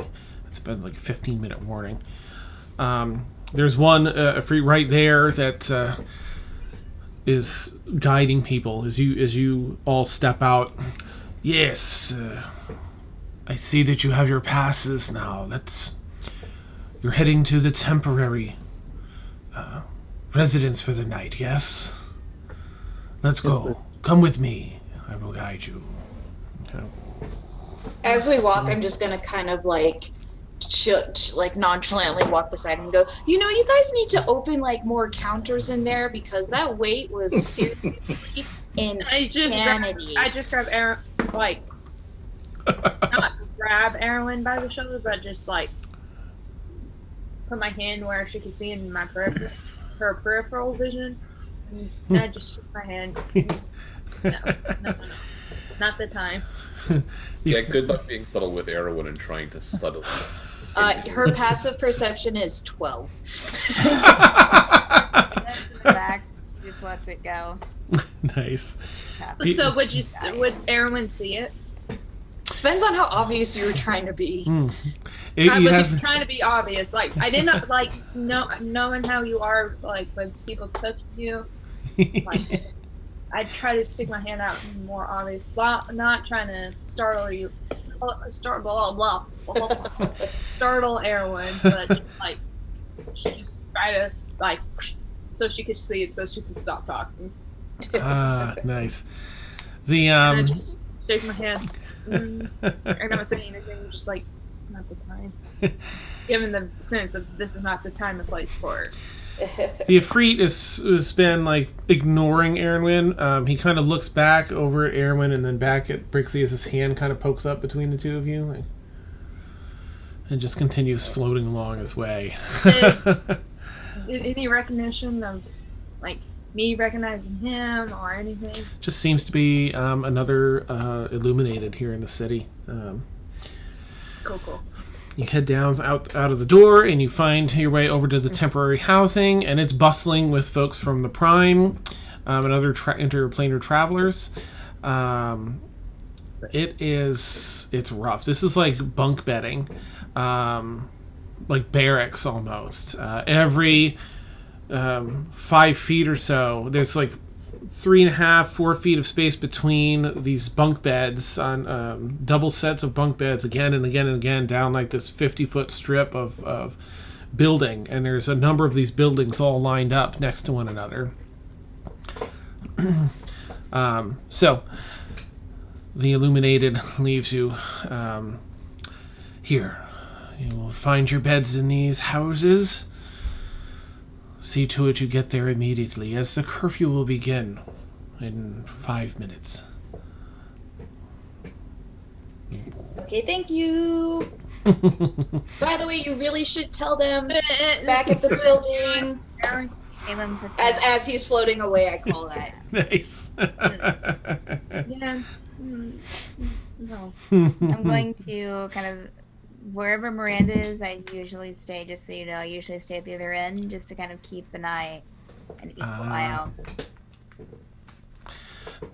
Neat. All right, so you do that, and you all pile in. So there are about 12 or 13 buildings at first glance here that have these barracks. Are you all just piling into ones that have free space? They're pretty packed. Or do you want to try and find one that has enough beds for everybody to be under the same roof? I think find a space where there's at least enough in a little area. Okay. Do these barracks have like doors that can close? And Oh no, it's just this long 50-foot building, beds on either side. They're bunk beds, and there's like maybe 4 feet between each set of bunk beds. Satchels Just go like- underneath the bed. Just like camp. Mm-hmm. is there any amongst these barracks? Is there any like? I don't need a lot of open space. I'm thinking maybe toss down the hut and get some privacy. Okay, yeah, 0 of that. 0 room. Yeah, I mean, Draw attention as well. Okay. All right. Just a thought. Best to blend in. All right. Barracks living it is. Let's find a place where we won't have to be separated, guys. you go down. There's a couple of barracks that are way down, way inside this area, way at the back, that people apparently dislike. They look a little more worn down and such as well. Don't have the same level of maintenance, or they're due for maintenance. So as you head down there, you are able to find one set of barracks that has quite a few beds towards the very back that you would all be able to share. As they're bunk beds, it's easy to fill in. There are illuminated that are not standing guard outside of these buildings, but patrolling the area. There's no one in charge inside. It's just like a free-for-all inside. But there's quite a few people. There's already, even in this one, there's probably a good 45 people or so that are here in a temporary housing for the night. Do you all want to make your way back to the beds for the night? I suppose if we can find at least bunks that are near each other. You find a grouping that'll handle everybody. I kind of lean over to Galathor and I just whisper, you know, if they had shorter lines, they wouldn't need so much temporary housing. Emil sees Erwin whispering to Galathor and winks at Galathor. Nice. Galathor is at the end of his fuse.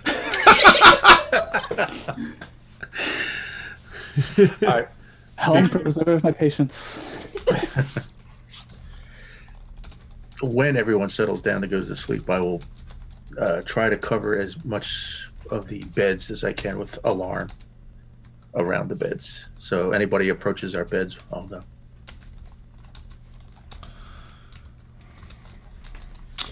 Okay. So yeah, the low bunk. All right, so you find that there's everyone as you're walking down. You see that everyone is just putting their stuff under their beds.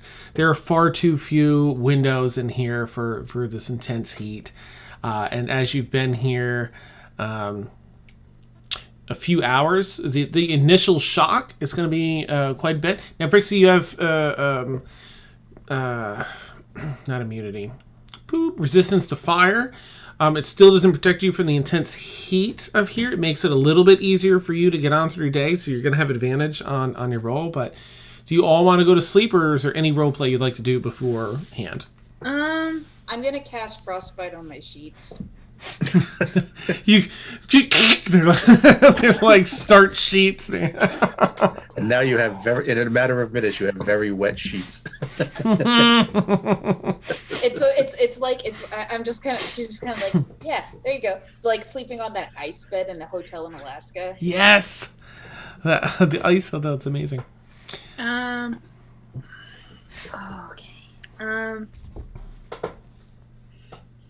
I pull off my cape, my hood off, not my cape, and I just look at Emil and I say, if we don't make it through this, and I quickly just give him a quick kiss on the cheek. And Emil looks kind of super surprised, but gives her hand a scorn.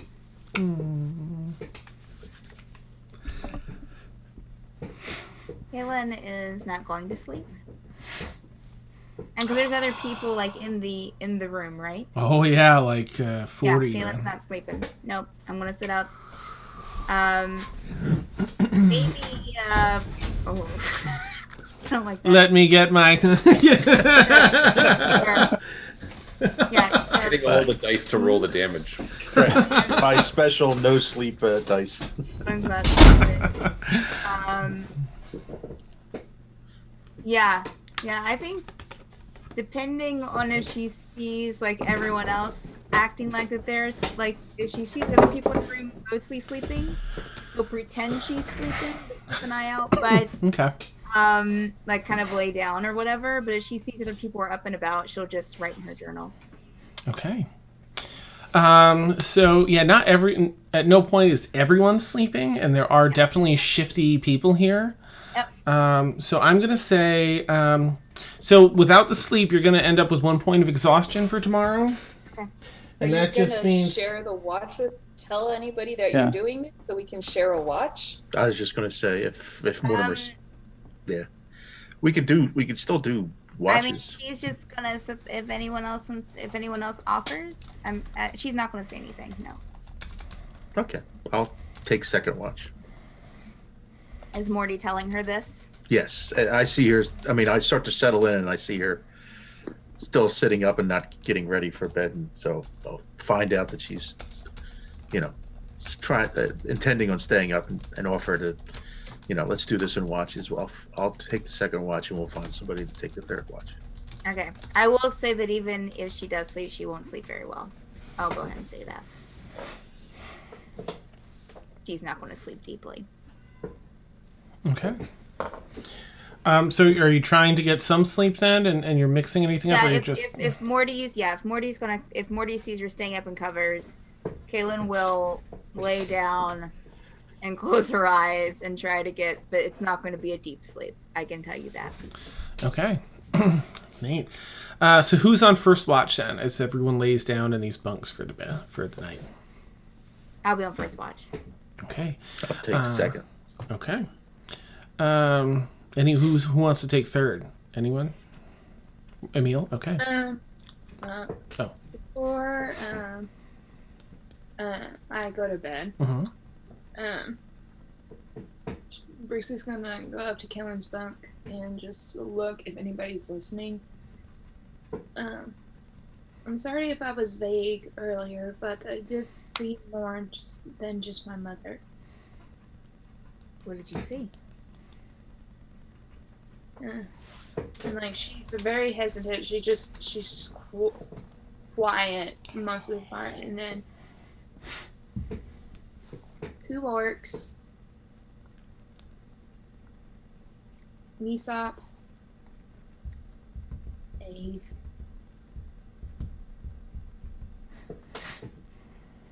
dark room where people were just attacking me, and then I was in an alleyway, and then that's when I saw my mother. Okay. Who's Misa? The bug-looking guy that... Oh, okay. Yeah. Oh. Oh. Do you think that he's here? We'll find out. And then I walk and go to bed. And I pick up a blueberry with me. And Kayla's just kind of like... Sorry, I don't know. And I just walk out after just... Well, no, I mean, like, she's just worried. She's just thinking it's all going through her head now. She's just... When I pick up blueberry, I really don't know. I hope not. But, again, we'll find out. Just in a worried tone of voice. Just worried with you. So you're not the only worried one. Okay. Alright, get some sleep. Alright. So if everyone can roll a Constitution saving throw for day 1 against this incredible heat. Today, even though it hasn't been a full day, it's mainly because of the incredible shock to your system. You said I get advantage, right, Dan? And you have advantage because of your resistance to fire damage. That's 21 total for Kaylin. That is 19 for Brixie. Okay. Dan, are we close enough where people can benefit from my aura? What is it, 10 feet? It's 10 feet, yeah. So you can pick 3 people. There's 3 people that are close to you. I would have purposely picked the bed above Gallithor. Actually, you can get 5 because if you're in the center, then you can get either sides. 1, 2, 3, 4, 5. Actually, no, I picked the bed below so that the water didn't drip. Nice. Gallithor's trying to trance, and there's just like a drip of water hitting his forehead. Think. Awesome. No, below. Nice. Oh, on my ice bed. Funny Dill had a really good question. I wonder if the area must be a dangerous and cool sauna of a hot springs. Ooh, neat. Perhaps we shall see. In fact, you can get everyone Gallithor because I forgot that Brixie picked up Blueberry. Blueberry, of course, got a 24 Constitution saving throw, so he's all set. What did we add for the aura? +3. Oh, okay. Okay, so 19, 24, 22 for Brixie. Oh, all right, and Kaylin was with the +3. It would have been 24. Okay. Mort? Oh, you're muted, I think. Yeah, got it. Okay. Mort is schwitzing. He rolled a 7. +3. +3. I still rolled a 7. I rolled a 2 +2. Oh my goodness! I am brutal. Is it hot in here? Or is it me? Do you want an ice bed too? No, I'll suffer. Or it just erupts into a ball of flame. I'm just. There's not enough towels in this whole city to. This is fine, dog. Perfect. He's just slowly melting. Aaron, man. A 17. Okay. Because I somehow have a +7 con save. Beautiful. Wait, how? Aaron? Apparently sorcerers are proficient in con saves. Okay. Okay. Galithor? 25. Oh my goodness. All right, and Emil? 15. Okay. Due to the extreme heat, Aaron and Emil gain 1 point of exhaustion. The DC is just above what you got, Aaron. It is incredibly hot. So I'm sorry, and Kayla, everyone else was 18 or above. So No, I wasn't. huh? Oh right, yes, and Mort was Say, how terribly does low. Mort pass? Yeah, wait a minute. Erwin and I fail. Like, This isn't What? right. Mort especially, yeah, you're just a puddle in that bed. Aaronwyn and Emil, you're pretty close to dealing, but it's enough of a drain. So the only thing that does, 1 point of exhaustion that you'll have for the next day, is disadvantage on ability checks. Uh-oh. Now, let's see. First watch was Kaylin, right? Mm-hmm. Make a perception check if you would. Oh, no, we don't get our long rest yet. He just laughs. Like, oh, that's a That good is point. a 15 total perception. Okay.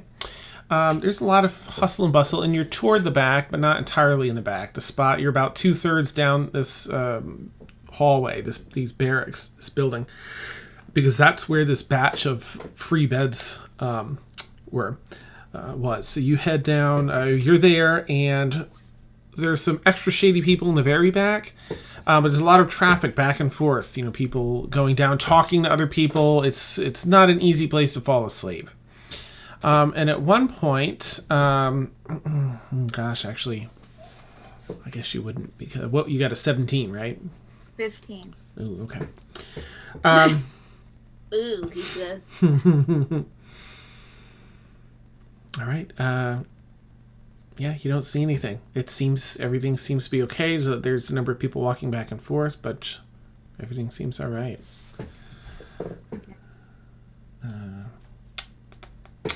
Interesting. Okay. So then you tag out with Mort, and you're getting ready to go to sleep. Mort, if you, as you wake up, I'll tell Mort that if he needs anything, just wake me up. Okay. let me see what this is. Oh, yeah. All right. What would they do? Mort, you wake up, and so as you wake up, Mort, you've gotten half of your rest. What do you want to do? Do you want to go right to patrol, or there's a lot of people moving around, and Find a shower if I could, but anyway. yeah, sopping wet. Yeah. Yeah. No, I think I'll stay with the group, stay put, and just be very diligent on characters going on. Who's moving about? What's going on? Okay. And so you do. Go ahead and roll a perception check. As the night carries on.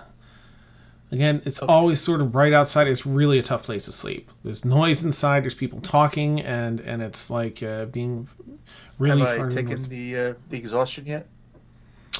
Not yet. We'll say it's after. We'll say that affects you after when the morning rolls around. Perception. Boy, I'm rolling crappy. 4 + 1, 5.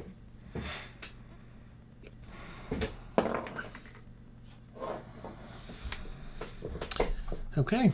Everything seems fine. You know, again, hustle and bustle as people are walking about, and there's some people in beds nearby that are getting up and going down. Nobody wants to bother a sweaty gnome. Nice. Yeah, everything seems all right. Okay. Ultimately, sorry, I have a terrible poker face. Or am I just messing around? No, just kidding. Who is on third? Oh, Emil, right? So Mort, as you're done, you're ready to collapse in this soaking wet bed now. Like, just get me back to bed. It's still better than being on watch. And Emil, as you get up to, you know what? Rexy would be help him stay watch with Emil. Oh, okay. The two of you wake up. Now, Emil, what do you want to do as you... With Blueberry. Okay. And I just let Blueberry just go back to sleep at night. And what do you want to do, Emil, when you wake up? Do you want to go right to watch, or is there anything you want to do beforehand? Nope, pretty much just keep watch, and probably just from my vantage point on the bed, or like a decent vantage point nearby. I'm not going to move around at all. Okay. So Emil and Brixie, you can either roll separate perception checks, or one of you can roll with advantage, assisting the other one. I have a higher... Do you have the higher perception, or do I? +9. Okay, I'll give advantage to Emil. Wait, does he take the point of exhaustion to make his roll just straight, to where it's not disadvantage or advantage? He doesn't. It won't affect until you all wake up. So till the whole 12 hours is done. Or yeah. You know what? Never mind. I'm gonna make a separate Okay. roll, just to see.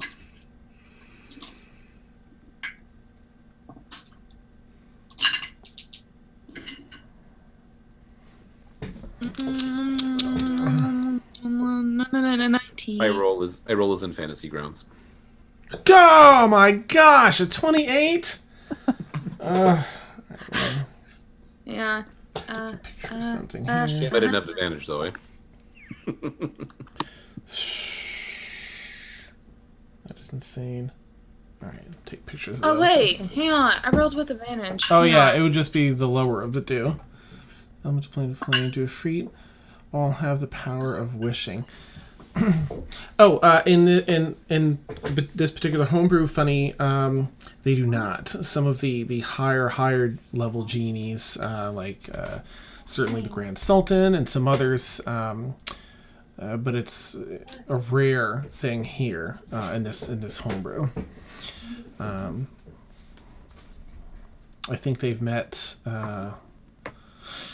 Oh gosh, what was it? It was some type of djinn that had the power of wish in the Feywild.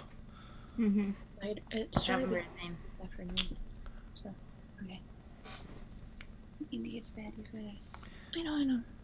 Okay. What's Brixie doing? She's in a trance.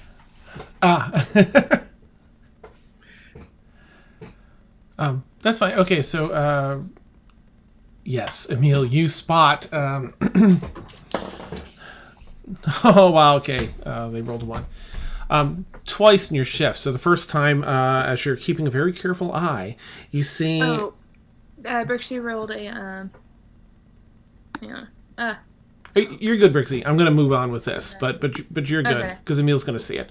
So you spot a very fleet of foot wood elf that is that kind of staggers about and sits down really close to one of the beds that Mort is sleeping in, and you spot them trying to reach over into Mort's bag. Does the alarm go off to where Mort hears? Oh, where's Mort's alarm? You set an alarm? He set the alarms around our area. Yeah, I tried to get the whole. Okay. It's been going off all night. So many people are here and walking through. It's so cramped. That people. It's So it's like one of those alarms that keeps going off. Yeah. Just shut it off. Mm. Okay. But yes, I mean, if you're keeping it set, then it would go off again. But it would probably be like the 30 something's time. I probably would not have. Because I would have just been blowing off slots left and right. So. Oh, okay, gotcha. Yeah. So okay. All right, so you see that, Emil. Okay, I'm going to make a hand gesture to Brexy, and then I'm going to try and stealth up on this person. And go ahead and make a stealth roll if you. Yeah. I'll do a stealth roll first here, and then Nice. you know I'm gonna confront them, but I'm going to try and catch them a little bit more red-handed than. Oh, Dan. Yeah. When I went up and kissed Emil, did his skin feel cold? Or Nope, it felt, especially here. I guess it was sweaty, if anything. Sorry, Emil, but I mean, if it's really hot here, not like bleh, but it's hot. so he was warm, Mhm. not like. Not cold. Well, the reason why I asked was because He's hot. Yeah. This is revenge for what I said in Discord, isn't it? maybe I don't know, but since his vampiric side is coming, I didn't know if he was. Nope. Still feels warm. Okay. Okay. Okay, so Emil, yes, you absolutely sneak up on this person. They rolled terribly. We'll never go up against a rogue who has a +12. Reaching into the bag, they flip open a flap as you sneak up behind them. I am muted. I think I'll put a knife to their throat and say, "You can put it all back now." Faster. Put it back. Yep. Sorry. Okay, I'm Make a leaving. donation too. Yeah. Well, yes, of course. And they take out like 8 silver scrounging out of their pocket. This seems to be most of their change. Don't want to see you again. Goodbye. Yes, sir. And they kind of scurry off way down. In fact, they leave the building and go into another one. I'll give a little nod to Brexy, who's also on watch, and then I'll go back to what I was doing. Okay. Another 2 hours later, you spot a another individual, female human, over by where Brixie's stuff is tucked under a bed, trying to, again, sit down, and they're pretending to rest, and then they're kind of leaning over, and they drop their pillow, and they go to pick it up, and you can spy them reaching over under the bed to try and get at Brixie's stuff. Okay, I'll point it out to Brixie, and then I need to say I'm going to try and stealth up to them, but I want to make sure Brixie's aware of what's happening. Oh, okay. I'm aware. You want me to re-roll the stealth, or? No, that's pretty good. You easily stealth up on him. Okay, same thing. I wanted my turn. I'm sorry. And they give you another. They give you a gold and 3 silver. And scurry out. Which, admittedly, may be stuff that they stole from us 2 shifts ago, but Nice. Finally, the morning, again, it's been sunlight this entire time, comes around. Everyone starts waking up. And for those of you waking up with exhaustion, Emil, Aaron, Mort, you feel that fatigue settling in. Some muscles are aching, and the heat just feels like it's sapping your energy. And for everyone else, you're just faced with another really hot, muggy, terrible day. The heat here is overwhelming. But the day has begun.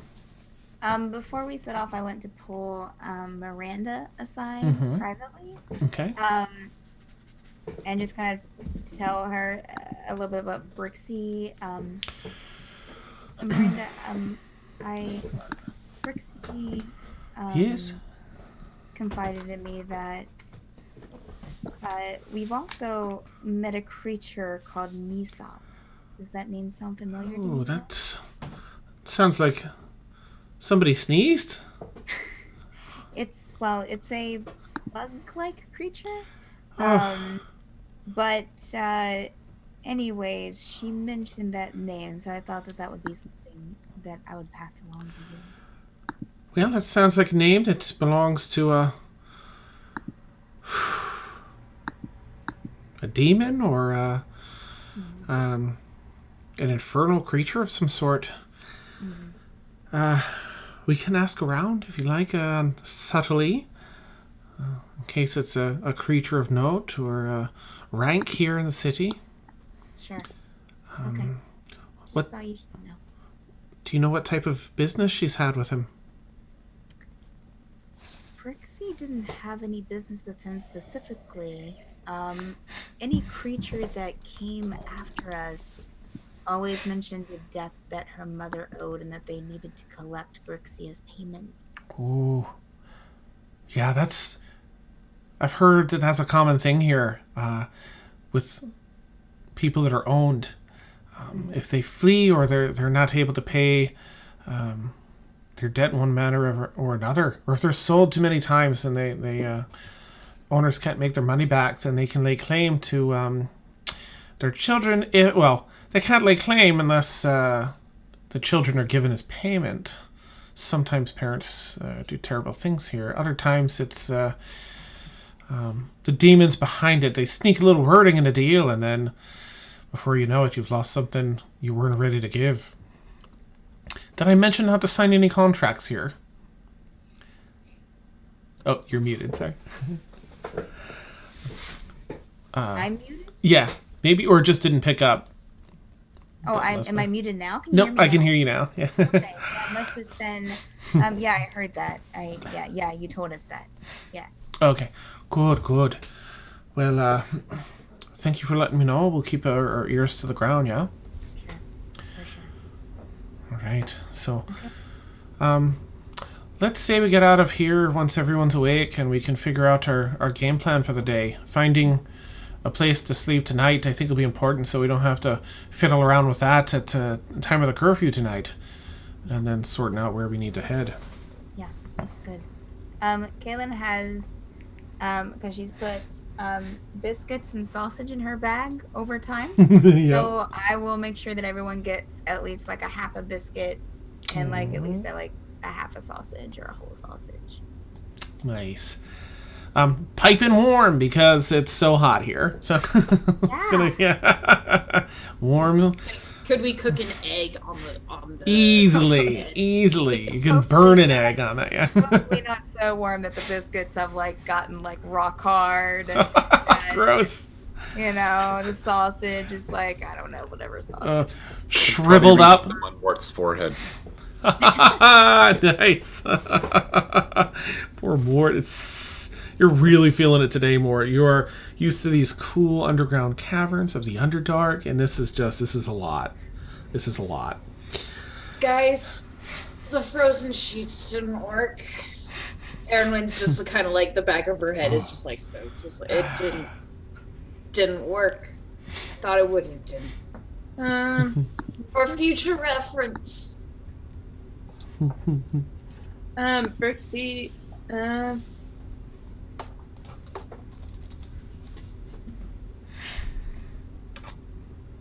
Dan, I know that dramaturgy you can instantly cause an unlocked door or window to fly open, slam shut. Can I just cast dramaturgy and just blow in on Erwin just to kind of Try her off. That's an excellent question. Let me just check the. Like an airbender? Nice. All right. Yes, exactly like an airbender. It just says you instantaneously cause an unlocked door or window to fly open or slam shut. Oh, wait, do you have gust? Yeah, this one isn't a wind. That just activates. That just opens and closes. Oh wait! I get to choose spells. So. Oh yeah. I need to choose. I do have gust of wind. Nice. No. Prep. Let's get rid of hold person because Brooksy doesn't want to use that anymore. Let's see. Well, you're settling that. Miranda's just going to turn to Kaylin and whomever's there and say, all right, I'm going to head over to, well, you're all waking up for the day, to the Eternal Flame Pavilion back in the furnace.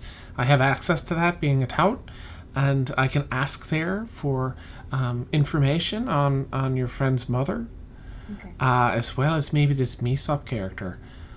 What is your friend's mother's name? Her mother's name is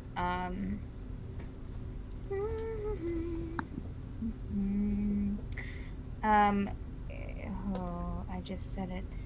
I had it written down.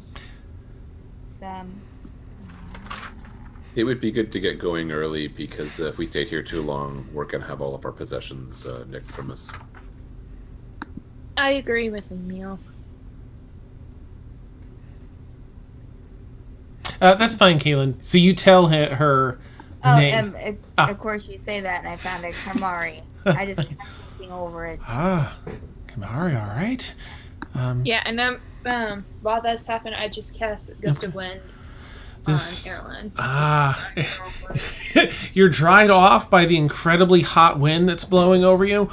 Oh no. But it does dry up a bunch of stuff. Your hair goes back, and when it's done, your hair is sort of like... Instant hair dryer. Yeah. But you're dry. Now her hair looks like her And her cape. hair is, yeah. So her hair looks just like kind of mine in stuck the like morning. that. Concerned and just worried. Brixie's gonna Nice say, one. "Did I hurt you?" Just very concerned. No, my hair does this. Okay. And she's just gonna awkwardly walk to Emil, knowing that Brixie is fully aware that she knows that Erwin's mad at her, and she doesn't want to make her even madder, knowing that she's part dragon. So Nice. So she's just gonna awkwardly walk towards Emil and just hold Emil's hand again. As we rise up, I just want to ask. Yeah. Emil and Brixie's kept the last watch, right? I know nothing happened during Kaylin's watch. I wanted to just want to check to see if there's anything passed without incident on the third watch. Other than the people tried to rob us blind all night. Oh, geez. So I will check my pouch to see, because I'm holding the gold. So I just want to see if anything's missing. Nice. Okay. Oh boy. Mort, you take a look in your bag. You first count through the gold, and you find... Hopefully discreetly. One. about 150 gold pieces are missing. And your steel mirror as you go through your inventory. Okay. Kaylin will narrow her eyes and go through her own bag. There are 4 sausages missing. That's awesome. Going to war. I swear I will kill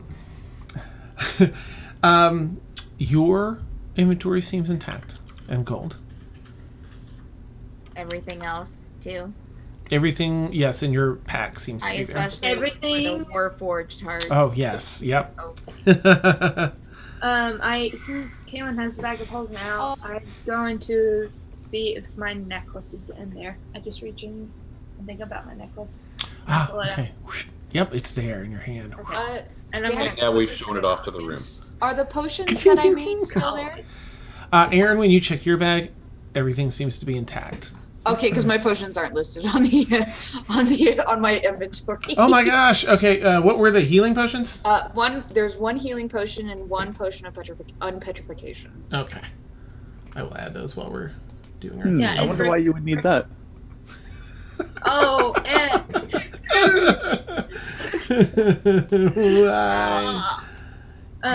she's just gonna discreetly put her necklace back on, and just keep it right there. Okay. And then tuck it in. I tuck it in, and she, and she's also because I might catch her on fire. She's made of wood, so yeah, I'm not gonna get my staff out. You took the necklace out of the bag? Mm-hmm.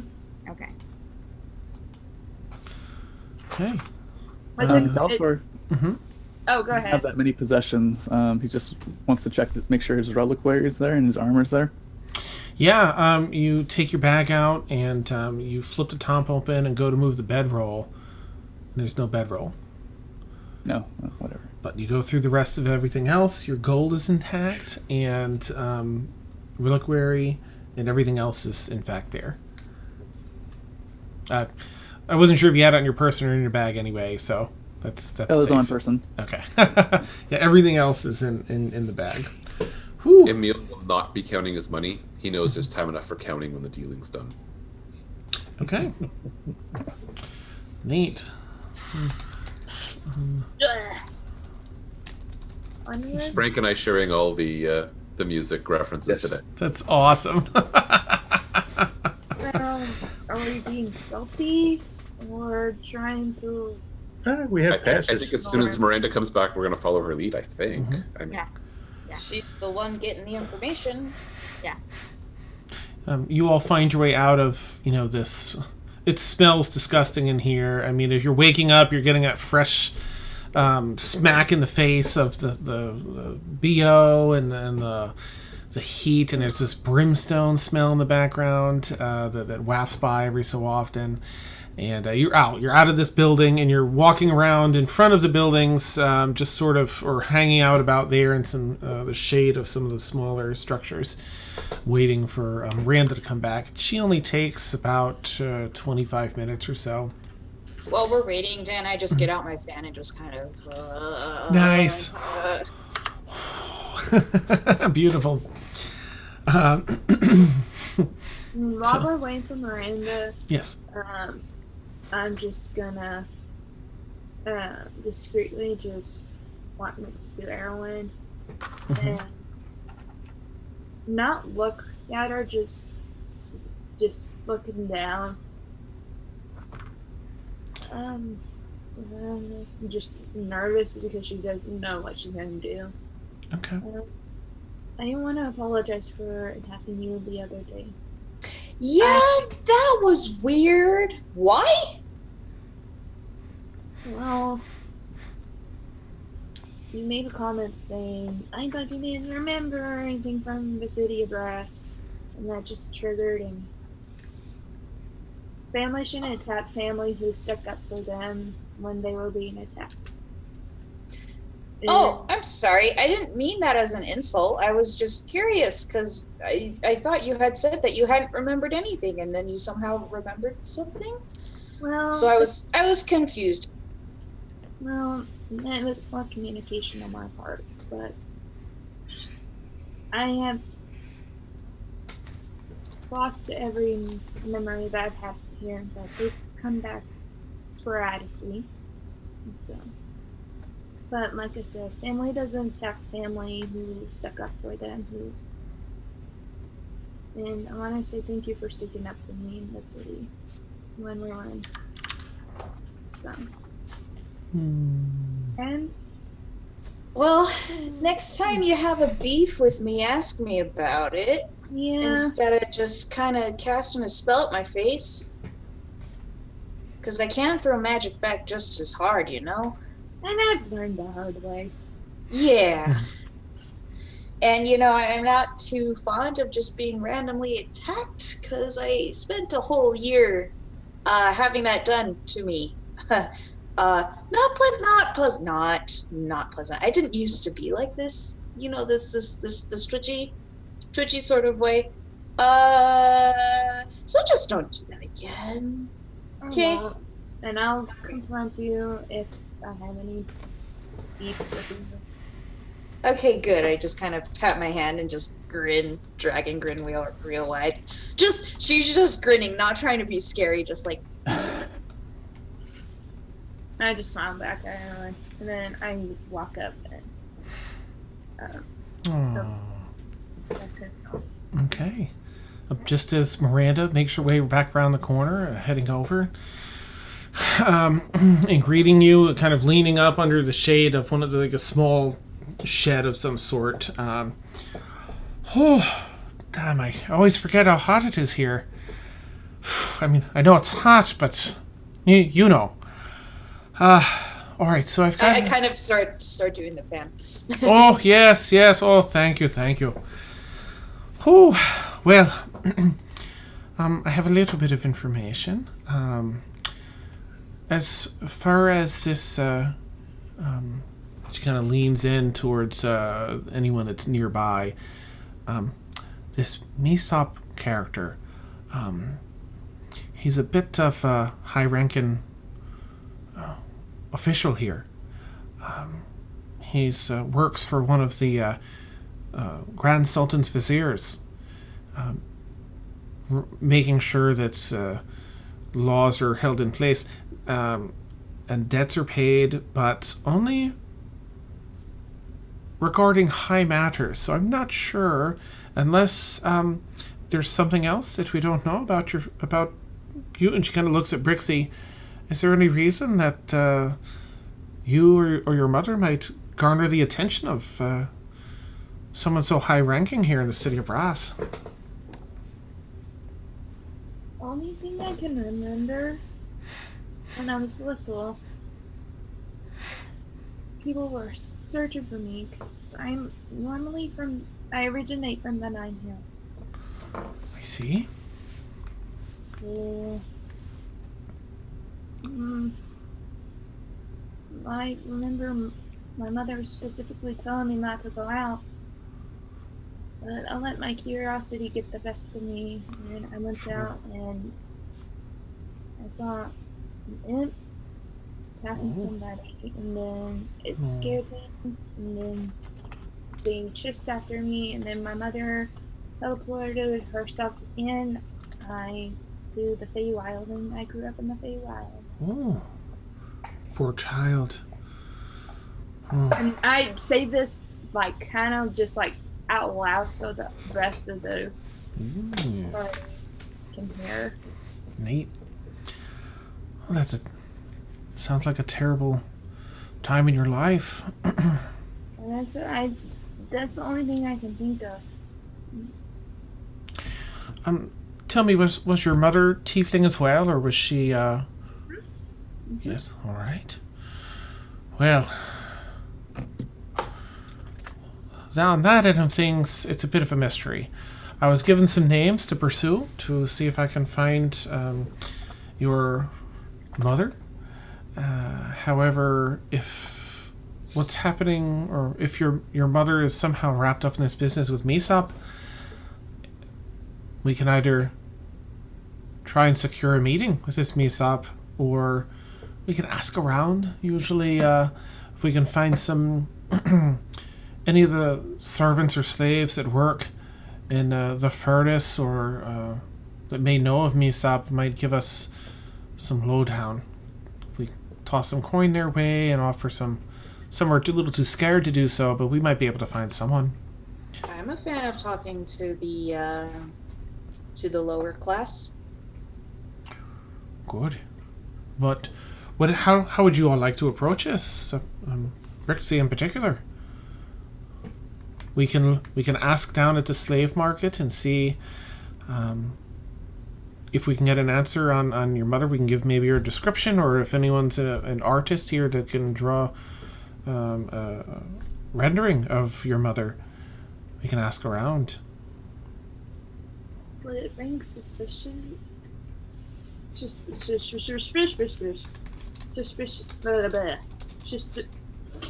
Goodness gracious, it's been a week. Suspicion. Will it bring suspicion to the upper ranks? Well, it depends on what your mother's tied into. If it's something that's garnered the attention of the higher-ups, then perhaps asking about might raise some eyebrows. But I'm pretty good at being subtle, if you all follow my lead. Or we can go straight to Mesop. And at this point, Brixie's just does not know what to do, so she just in a daze. Aelin looks to Emil and Galathor. What do you guys think? I would prefer not to meet directly with Mesop. People in these positions of power have a tendency to make people disappear, people like us. Yeah, I would agree with that. We didn't exactly have the best of meetings with him, and it's entirely possible. I'll look at Miranda at this point that he may have been under contract or orders that he couldn't relate to us, that might be private. So even if we asked him, he might not be able to tell us.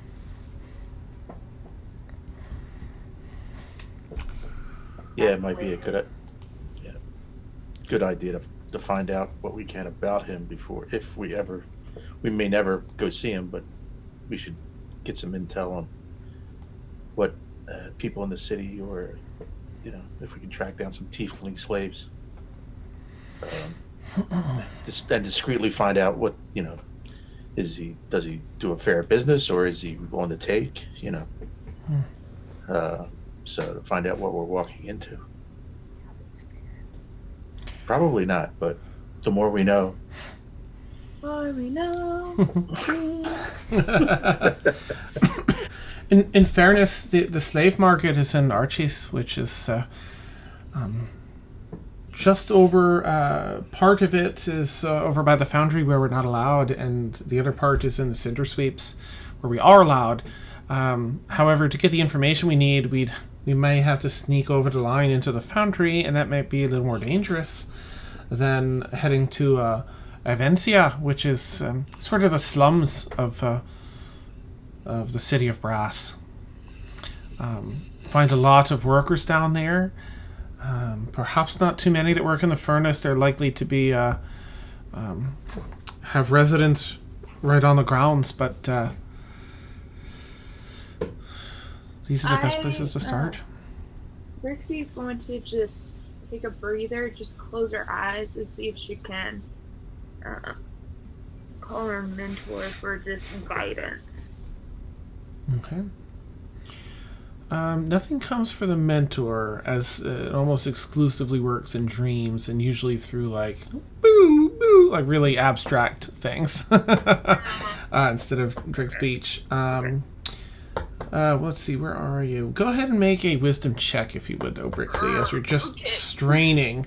The heat is beating down on you, and... Okay. Oh, I accidentally hit the record button, and I was just like, oh, no. Nice. I'm going to use my inspiration dice that Marbles gave me. Nice, okay. So that's a D12? It is, yes, because it's a sub inspiration. Okay, so 12 plus 4. I'm gonna make this higher. So is it a D8? Did I get the inspiration die from you tonight, Dan? Yeah, you got the over 700 one, right? Yeah, 707. Okay, that's another 2. So 14 plus 4 is 18. Oh, Okay. I rolled a 2 on the D20. I'm just like, Oh no! Why? Oh, thank you. Okay. Okay. So you are trying to think, as she's describing Avencina. She's talking about the slums, the Phoenix Gate, taking the Phoenix Gate to get over there, the Commoner's Market. And you have an image, a brief image flash of a very busy marketplace. Really broken down stalls set up. Not a wealthy marketplace by any means, but a lot. Think like a huge flea market in the streets, basically. And you can picture yourself walking through this, kind of excitedly looking at all the things that are for sale. Knickknacks and things that might be a little out of, in your mind, you're thinking, okay, these are out of my price range, but they're really neat. There's books here, there's this, there's that. And then your memory, you're recalling this as a memory. You get that strong feeling now. You remember the smell of a forge, that smithies type smell. And you remember a number of buildings that had signs on the front that were all about images of keys and shackles, manacles, almost as though they were shops that forged and sold these things. And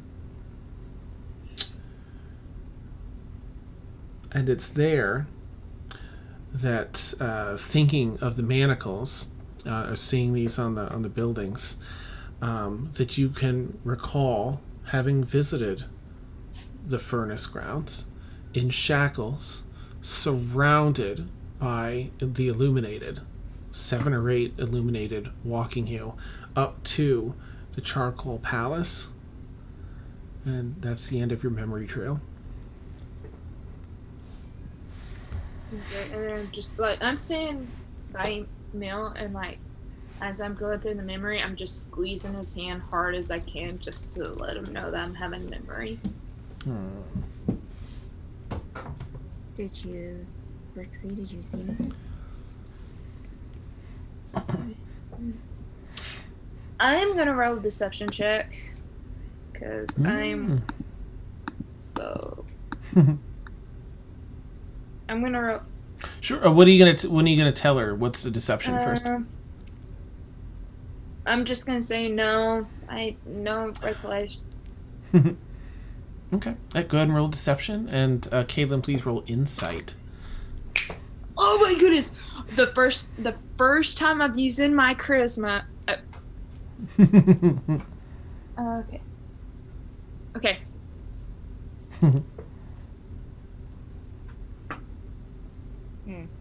Well, Guys, she got a 7. I'm guessing she got a good roll. I'm guessing she's bluffing and she got a 7. That's my guess. What was Insight. insight? Don't Yeah. forget you have your inspiration die from No Marbles. What's the well, how much do I roll for the inspiration again? D12. A what? D12.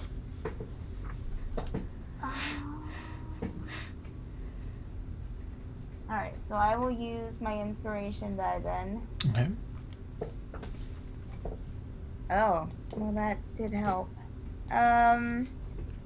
That is an 18 total. 21. Ooh, okay, still topped it. All right. So My you first time question- using my charisma. Nice. Ah! You kind of give it a once over, Caitlin, and she's a little tough to read in this moment, but it seems like she's being truthful. The only person who knows that is Emil. So Did she tell Emil? no, I squeezed his hand just as an indication. Oh, okay. All right. Now it's up to Emil's interpretation to know if what. To interpret a hand squeeze on what you saw. Yeah, I'm not real sure Emil is fluent in hand squeeze. Yet, yeah. Okay. Galen will be like, well,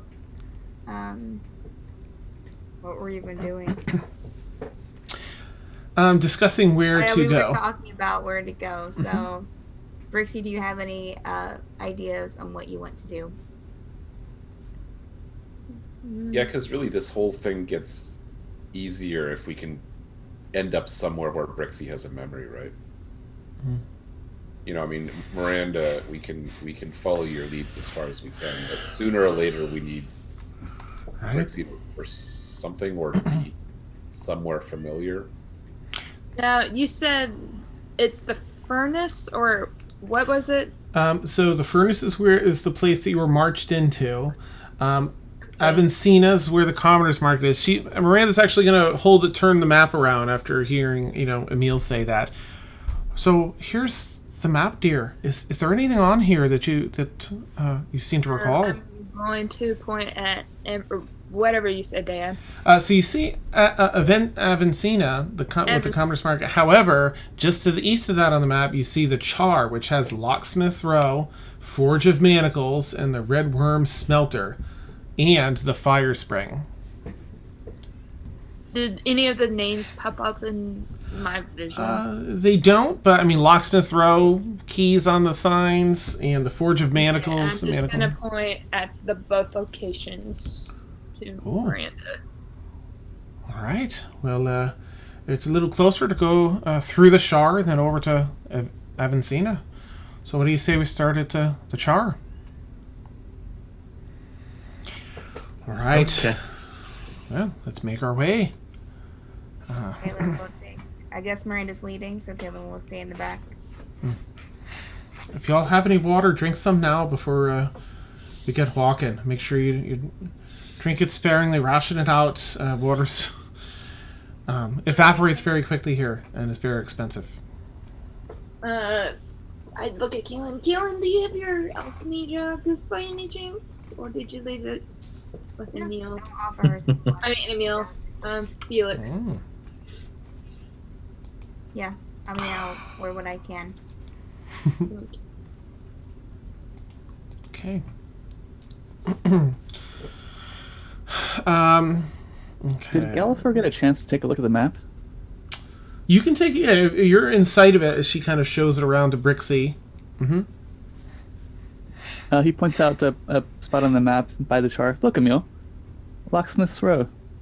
Wonder what that's about. Are you just making this comment because you know I'm philosophically opposed to locks, or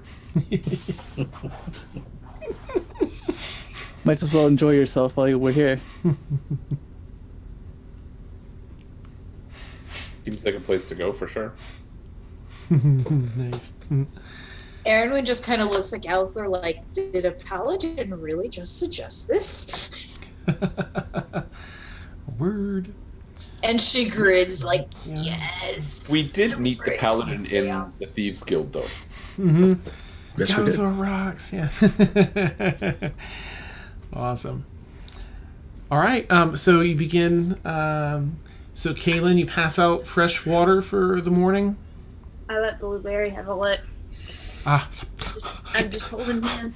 He And laps it I'm up. just.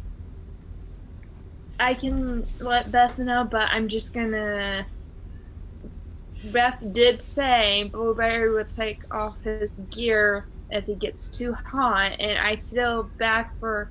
I just look at him and I'm like, I leave his wizard hat on, but I'm just gonna take off his equipment, and I'm just gonna. How would?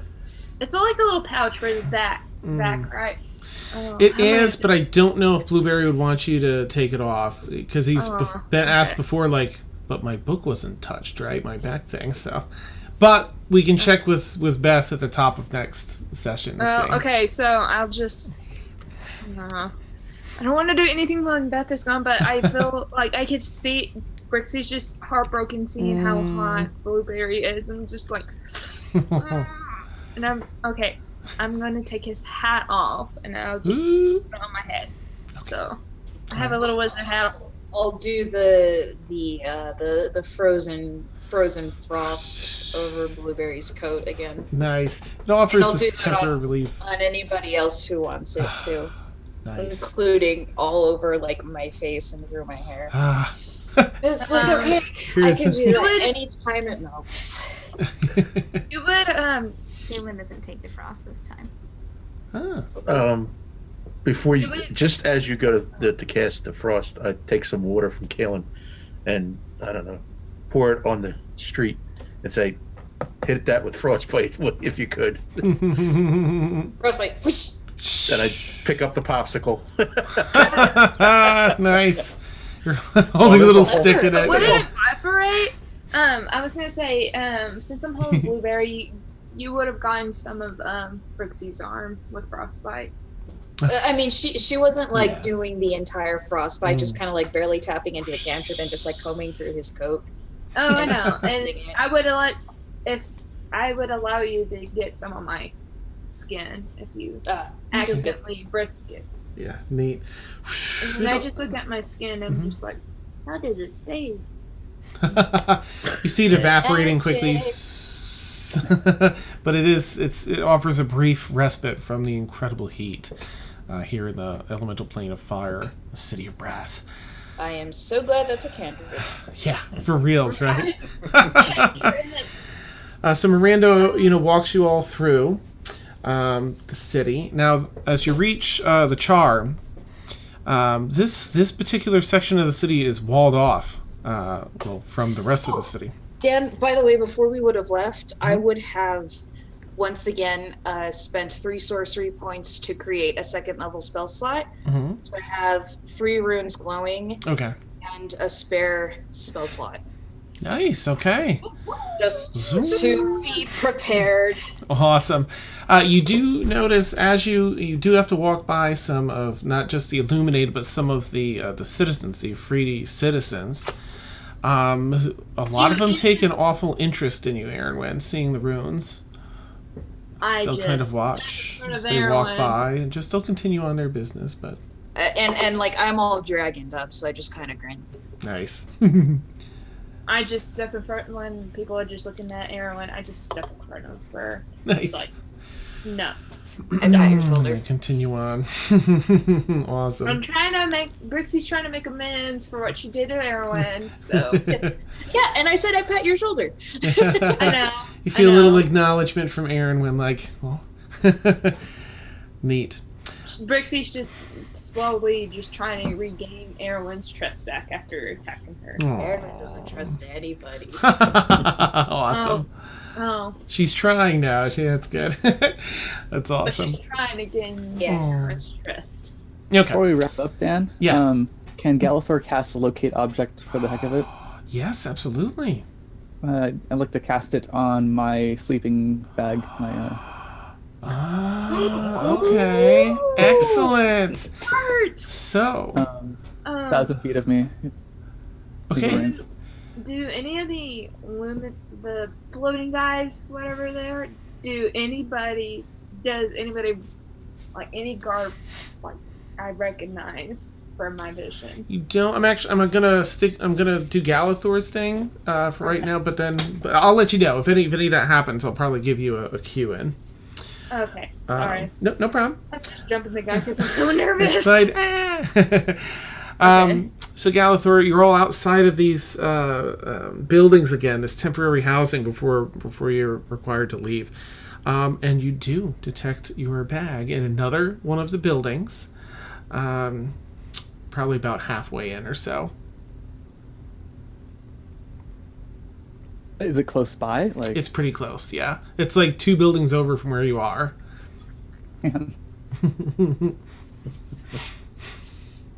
I get the party's attention. Like, So everyone, you know how we were robbed blind? Well, not robbed blind last night, but someone had deprived us of some of our possessions. Robbed blind. Yeah. The sleeping bag. Yes, And my 150 gold too. So yes. Mort reveals to the party. It appears that my sleeping bag is. I point at a building down the way, just over there. Go terrorize them? Do you think you can get it back without running afoul of the law?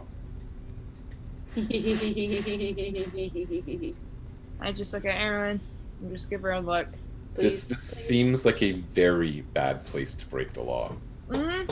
I agree. might be better off getting the Illuminati on their case. It's awesome. Too. It's revealed they're all in charge of D&D. Everywhere. You broke it. Dude, We're going to steal the. goodness. Awesome. I don't want to take us too far over, but maybe we can take a look at that next session. I guess we can go and ask nicely. We can walk by and see what we see. Might be obvious what to do if we take a look. Can't hurt the look. Totally not. I'm not terribly attached to my sleeping bag, but 150 gold is quite a sum of money. If it's the same thief, though. It is a lead, however. Kaylin's not impressed, obviously. Kaylin's just standing back.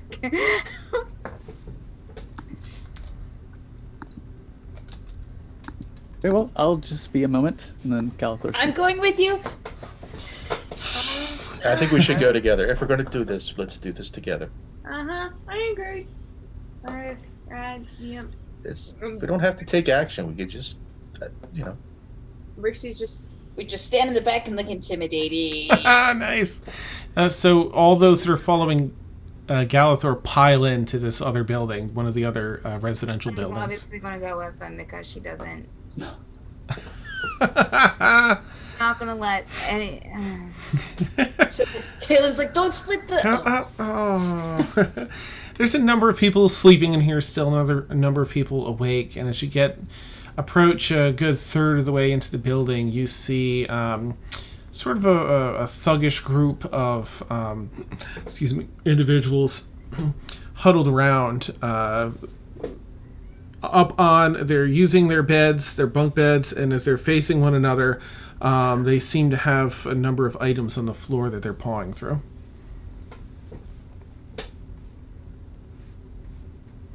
Excuse me. Well, what do you want, Runt? And a half-orc stands up out of the bed. He sees everyone coming in behind you, though. I don't think those belong to you. What do you mean? Is ours? Brixie's just right behind, walks casually, and she is right behind Galathor, just. Yeah, I'm flanking on the other side with my staff and just like going like full dragon, just kind of like staring at them. All right, what is it you think is yours? Galathor's gonna ignore him and just cast his Zone of Truth. Oh, nice. Okay. Yes. Does he have to roll anything or no? Yeah, it's a save. Okay, well, he rolled a 3, so I'm sure he fails. Now I'm gonna ask you again. Are these possessions yours? Well, of course not. Of course they're not.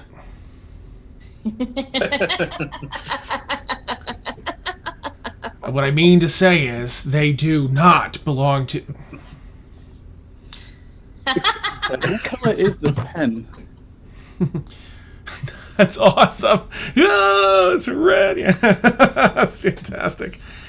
Kind of looks at you, and he can tell now there's some magic affecting me. No, we can do this the easy way, or we can do this the hard way. Oh, please let it be the hard way. Tell me what's yours. What's yours? We'll get square. How many is there any like gold? I'm low on gold. I don't think this is how this works. Well, I'm gonna just speed my way through trying to say that the gold is mine. So who's offering up what? Brixie, you said The gold. Is there any like gold? I mean, you're in the Zone of Truth, right? yeah. So 150 gold is for one of our members. All right. And he had a bedroll, and someone else had something, didn't they? Oh, my mirror, my steel mirror. Is there steel mirror? If there's a steel mirror, then he probably does have the gold then. And aren't we behind Galathor? So does the Zone of Truth hit us? Yeah. I think it's 15. Is it an area effect, or is it a cone? It's a dome. Sphere. A sphere, yeah. Okay, so Charisma save? yep. Yep. Maybe. Oh, I still have +9. 14. See 15. Oh! Hang on. 20. Nice. All Alright. Bye. He leans back over to the other people. Alright. Takes the gold. 150 gold. I know the wall's here. I figured I'd just put everyone up so we'd have something that'll work. Is there any silver in that pot? Yes. Yes. I just stick out my hand. That's not yours. How do you know it's not? Because they said It was 150 gold. Well, I want the silver. Oh, we have a big group. How do you know I'm not missing silver? How much silver are you missing? 15.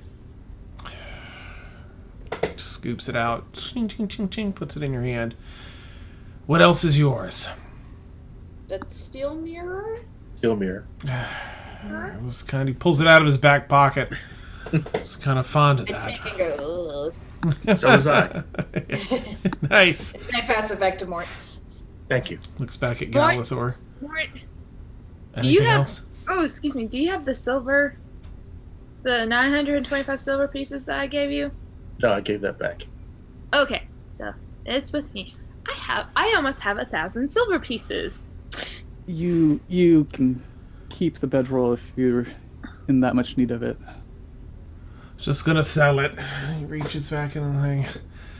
Here you go. Things are expensive here, more than we thought. So just look at us.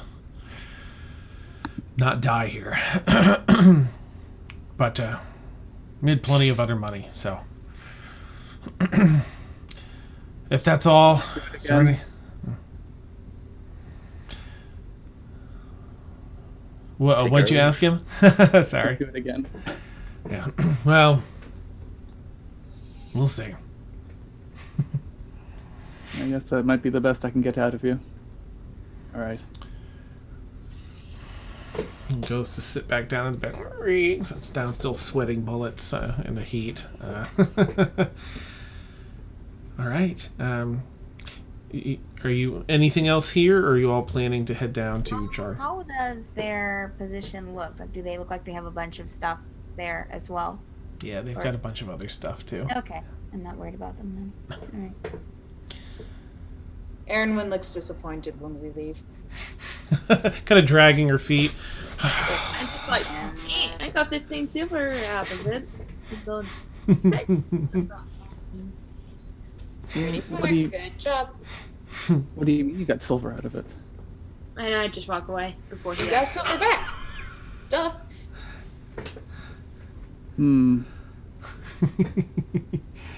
Look. Indeed. You gotta be tough here. And just gives I just- Galithor a look.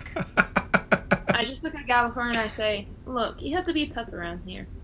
And what you want is what you get. And I walk off. Hope that makes sense. So. At least we didn't. All right, let's back out of the room. That Thank you is, for being with me. Yeah. Disappointed that I went the easy way. Don't worry. There'll be plenty of fun later, I'm sure. Oh, goody. Miranda's been like keeping an eye by the doorway to make sure there haven't been any illuminated or anything coming by. Miranda.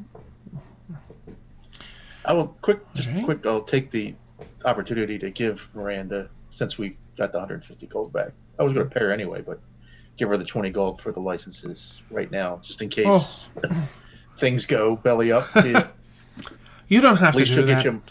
Okay. I mean, I appreciate it, and I'll take it if you wish to, but it's not necessary. It's an unexpected cost on my part, and that's not the way I do business. I won't charge you. No, there are licenses, so I think we should pay. So I'll give her the 20. Kind of you. Also, you're very cool and you've been great. And Yeah. you're very cool as well. Oh, She kind of- thank you. All right, let's get to the char then, yeah? Yep. Let's saddle up. Okay. Yeehaw. So you drink, the water. You drink the water. what'd you say? Yeehaw. Just like saddle up, so yeehaw. Yep. I was just making Nice. sure I heard correctly. I thought you said Ni Hao, see, Oh. meaning hello in Chinese.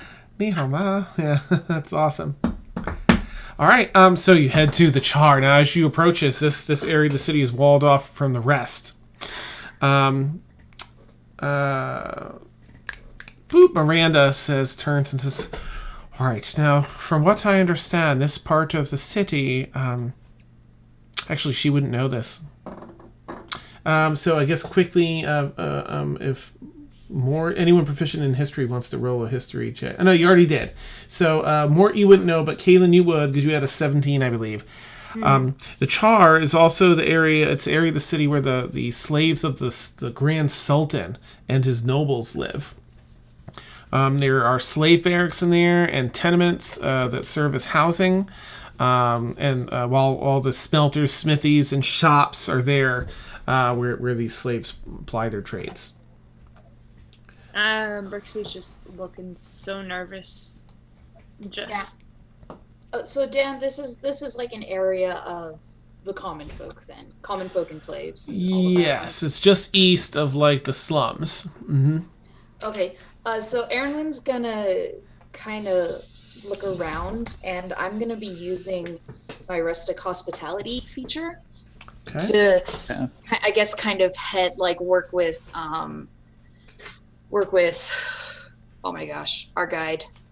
Miranda, thank you. Brain just died. To work with Miranda and search and get out information. Okay. Because the feature allows me to get information and lodging and all that fun stuff. Nice. And I'll get there's one specific thing that I really liked.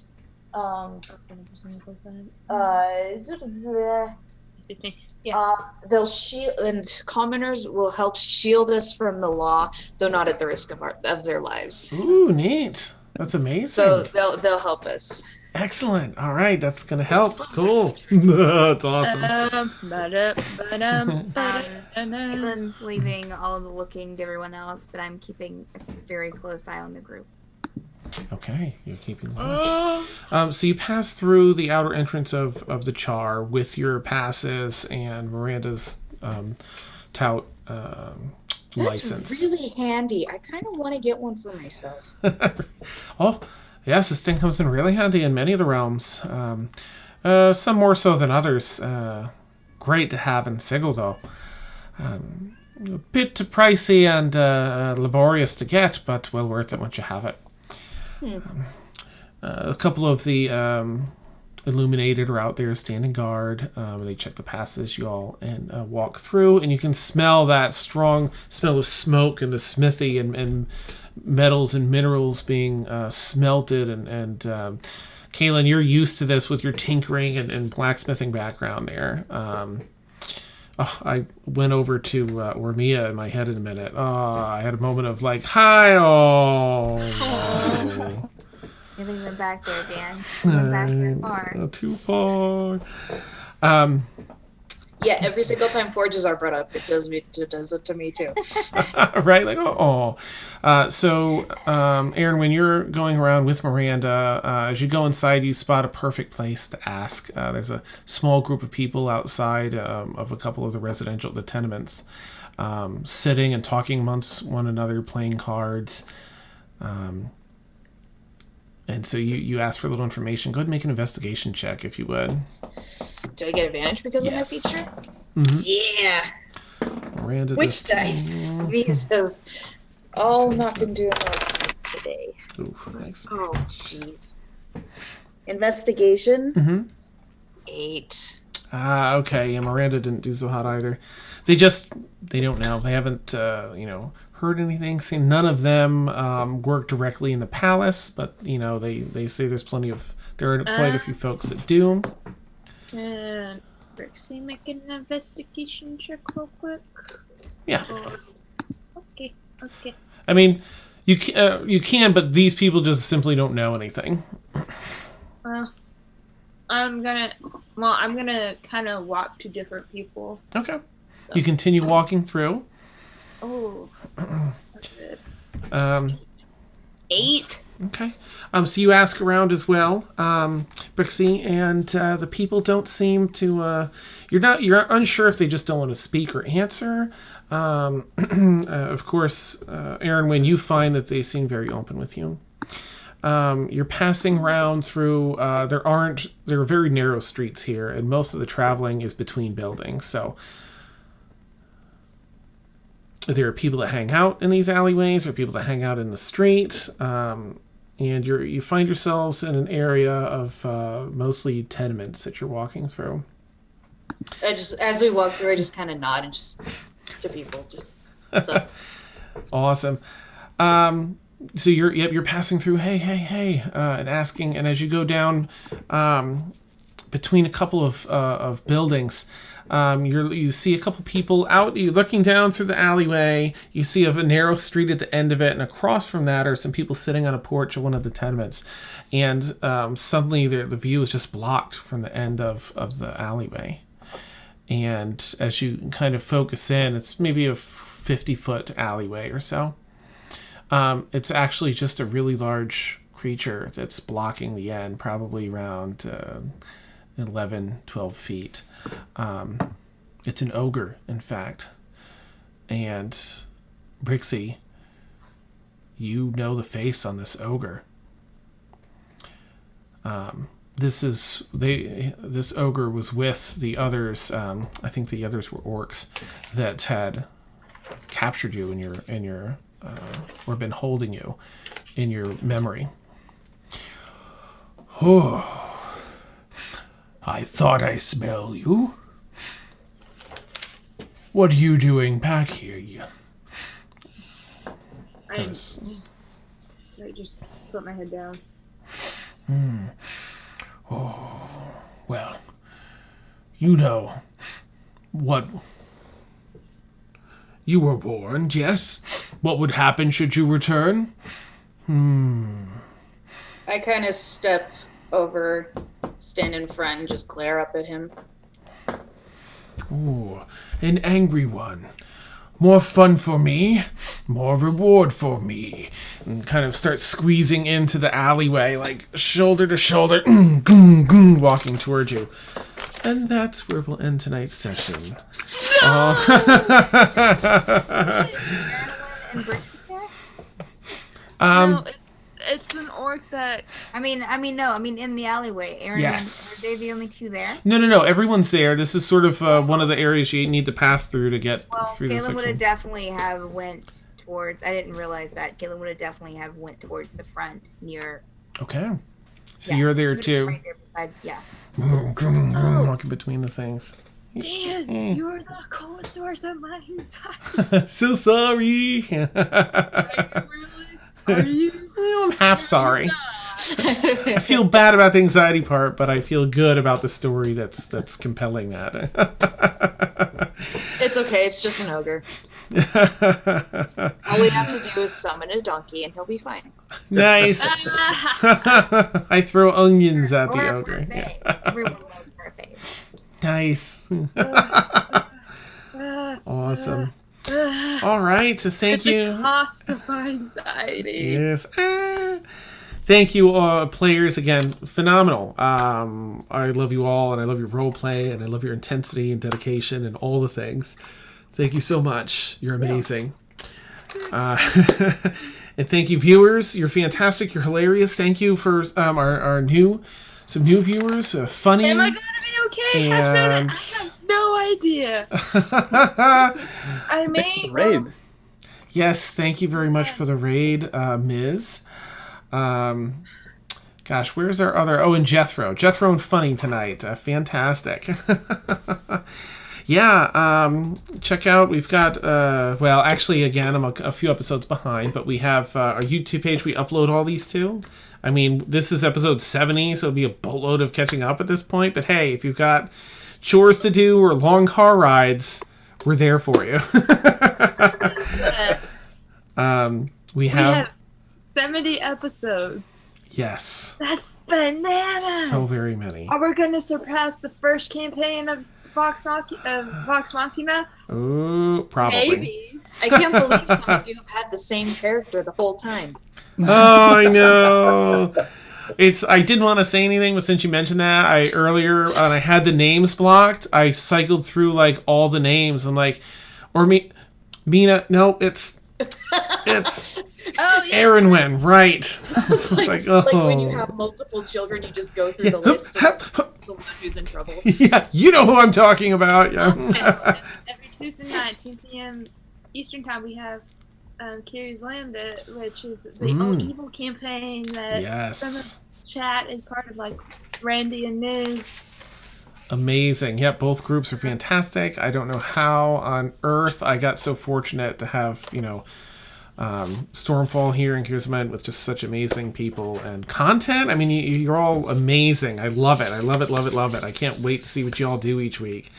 So thank you so much, players, and of course everyone in chat for being here. Check out everyone's stuff. We've got Mariah has her Twitch channel she's posted. And Steph, if you don't mind punching your stuff in. Yes. Hospital Girl 11. And also, I'm going to ask Jethro to put in, because he's my Saturday night DM. Really? How cool! To the channel. So if you wouldn't mind, Jethro, if you're still in there. Neat. How exciting. Ooh. All the D&D fun, yes. Also, just if you guys didn't catch my announcement, I will not be streaming for 2 weeks. I just need a mental health break, and also it's spring break the following week. Gnome, thank you for gift subbing Steph and I. Yeah. This sub die came in handy. You rock, Gnome. Yeah, thank you. And still lost, but that's okay. Amazing. So for those who don't know, if for folks that sub for that entire month, they hold a single inspiration die that's a D12 that they can they can hold on to it and throw it to a player when they need it. They can throw it to an NPC in case they want to make things topsy-turvy, or they can just say, here, it's your, this player's, and use it within the month and you're good. Awesome, Jethro. Yeah, check out Jethro's channel. Very cool. Oh, Kaylin's heart is complete. Yes. So is the Warforged just interested in dwarves? I wish I could find a dwarf one day that was maybe. Haven't came out yet. Awesome. I mean, just Friday nights, just to end on a high note. It's my whole entire week when I'm just my anxiety is just high because of you. I'm just not in a good mood. You guys always brighten my mood up, and also chat. Less than 3. As to you, yeah. I don't know if that's right. Yeah. No, I had it right. Awesome. Less than 3. Oh, there you go, Steph. Yeah, that's cool. Yeah, neat. Yes. All the hearts. Or we can put if you guys watched Felicia's Tomb Raider and you know little Enrico, I have Felicia's. Oh, where's Felicia's? I have so many emotes to different channels. I'm actually going to wrap it up just because I know we ran really late, and so I know some folks need to get some rest. But thank you so much. Check out Steph. She's a storyboard artist as well as an illustrator, and she does freelance work. She's amazing. Check out Mariah's streams because she does a fantastic job, although she's going to be taking a little hiatus. But go follow so that you can be ready when she comes back. And everyone else is just generally awesome. They all have things, so. All right, and also go follow me on Twitter. I post when I am streaming, so go follow me on all the tweets. Have a wonderful night, everyone. We'll catch you all soon. Bye. Bye. Night.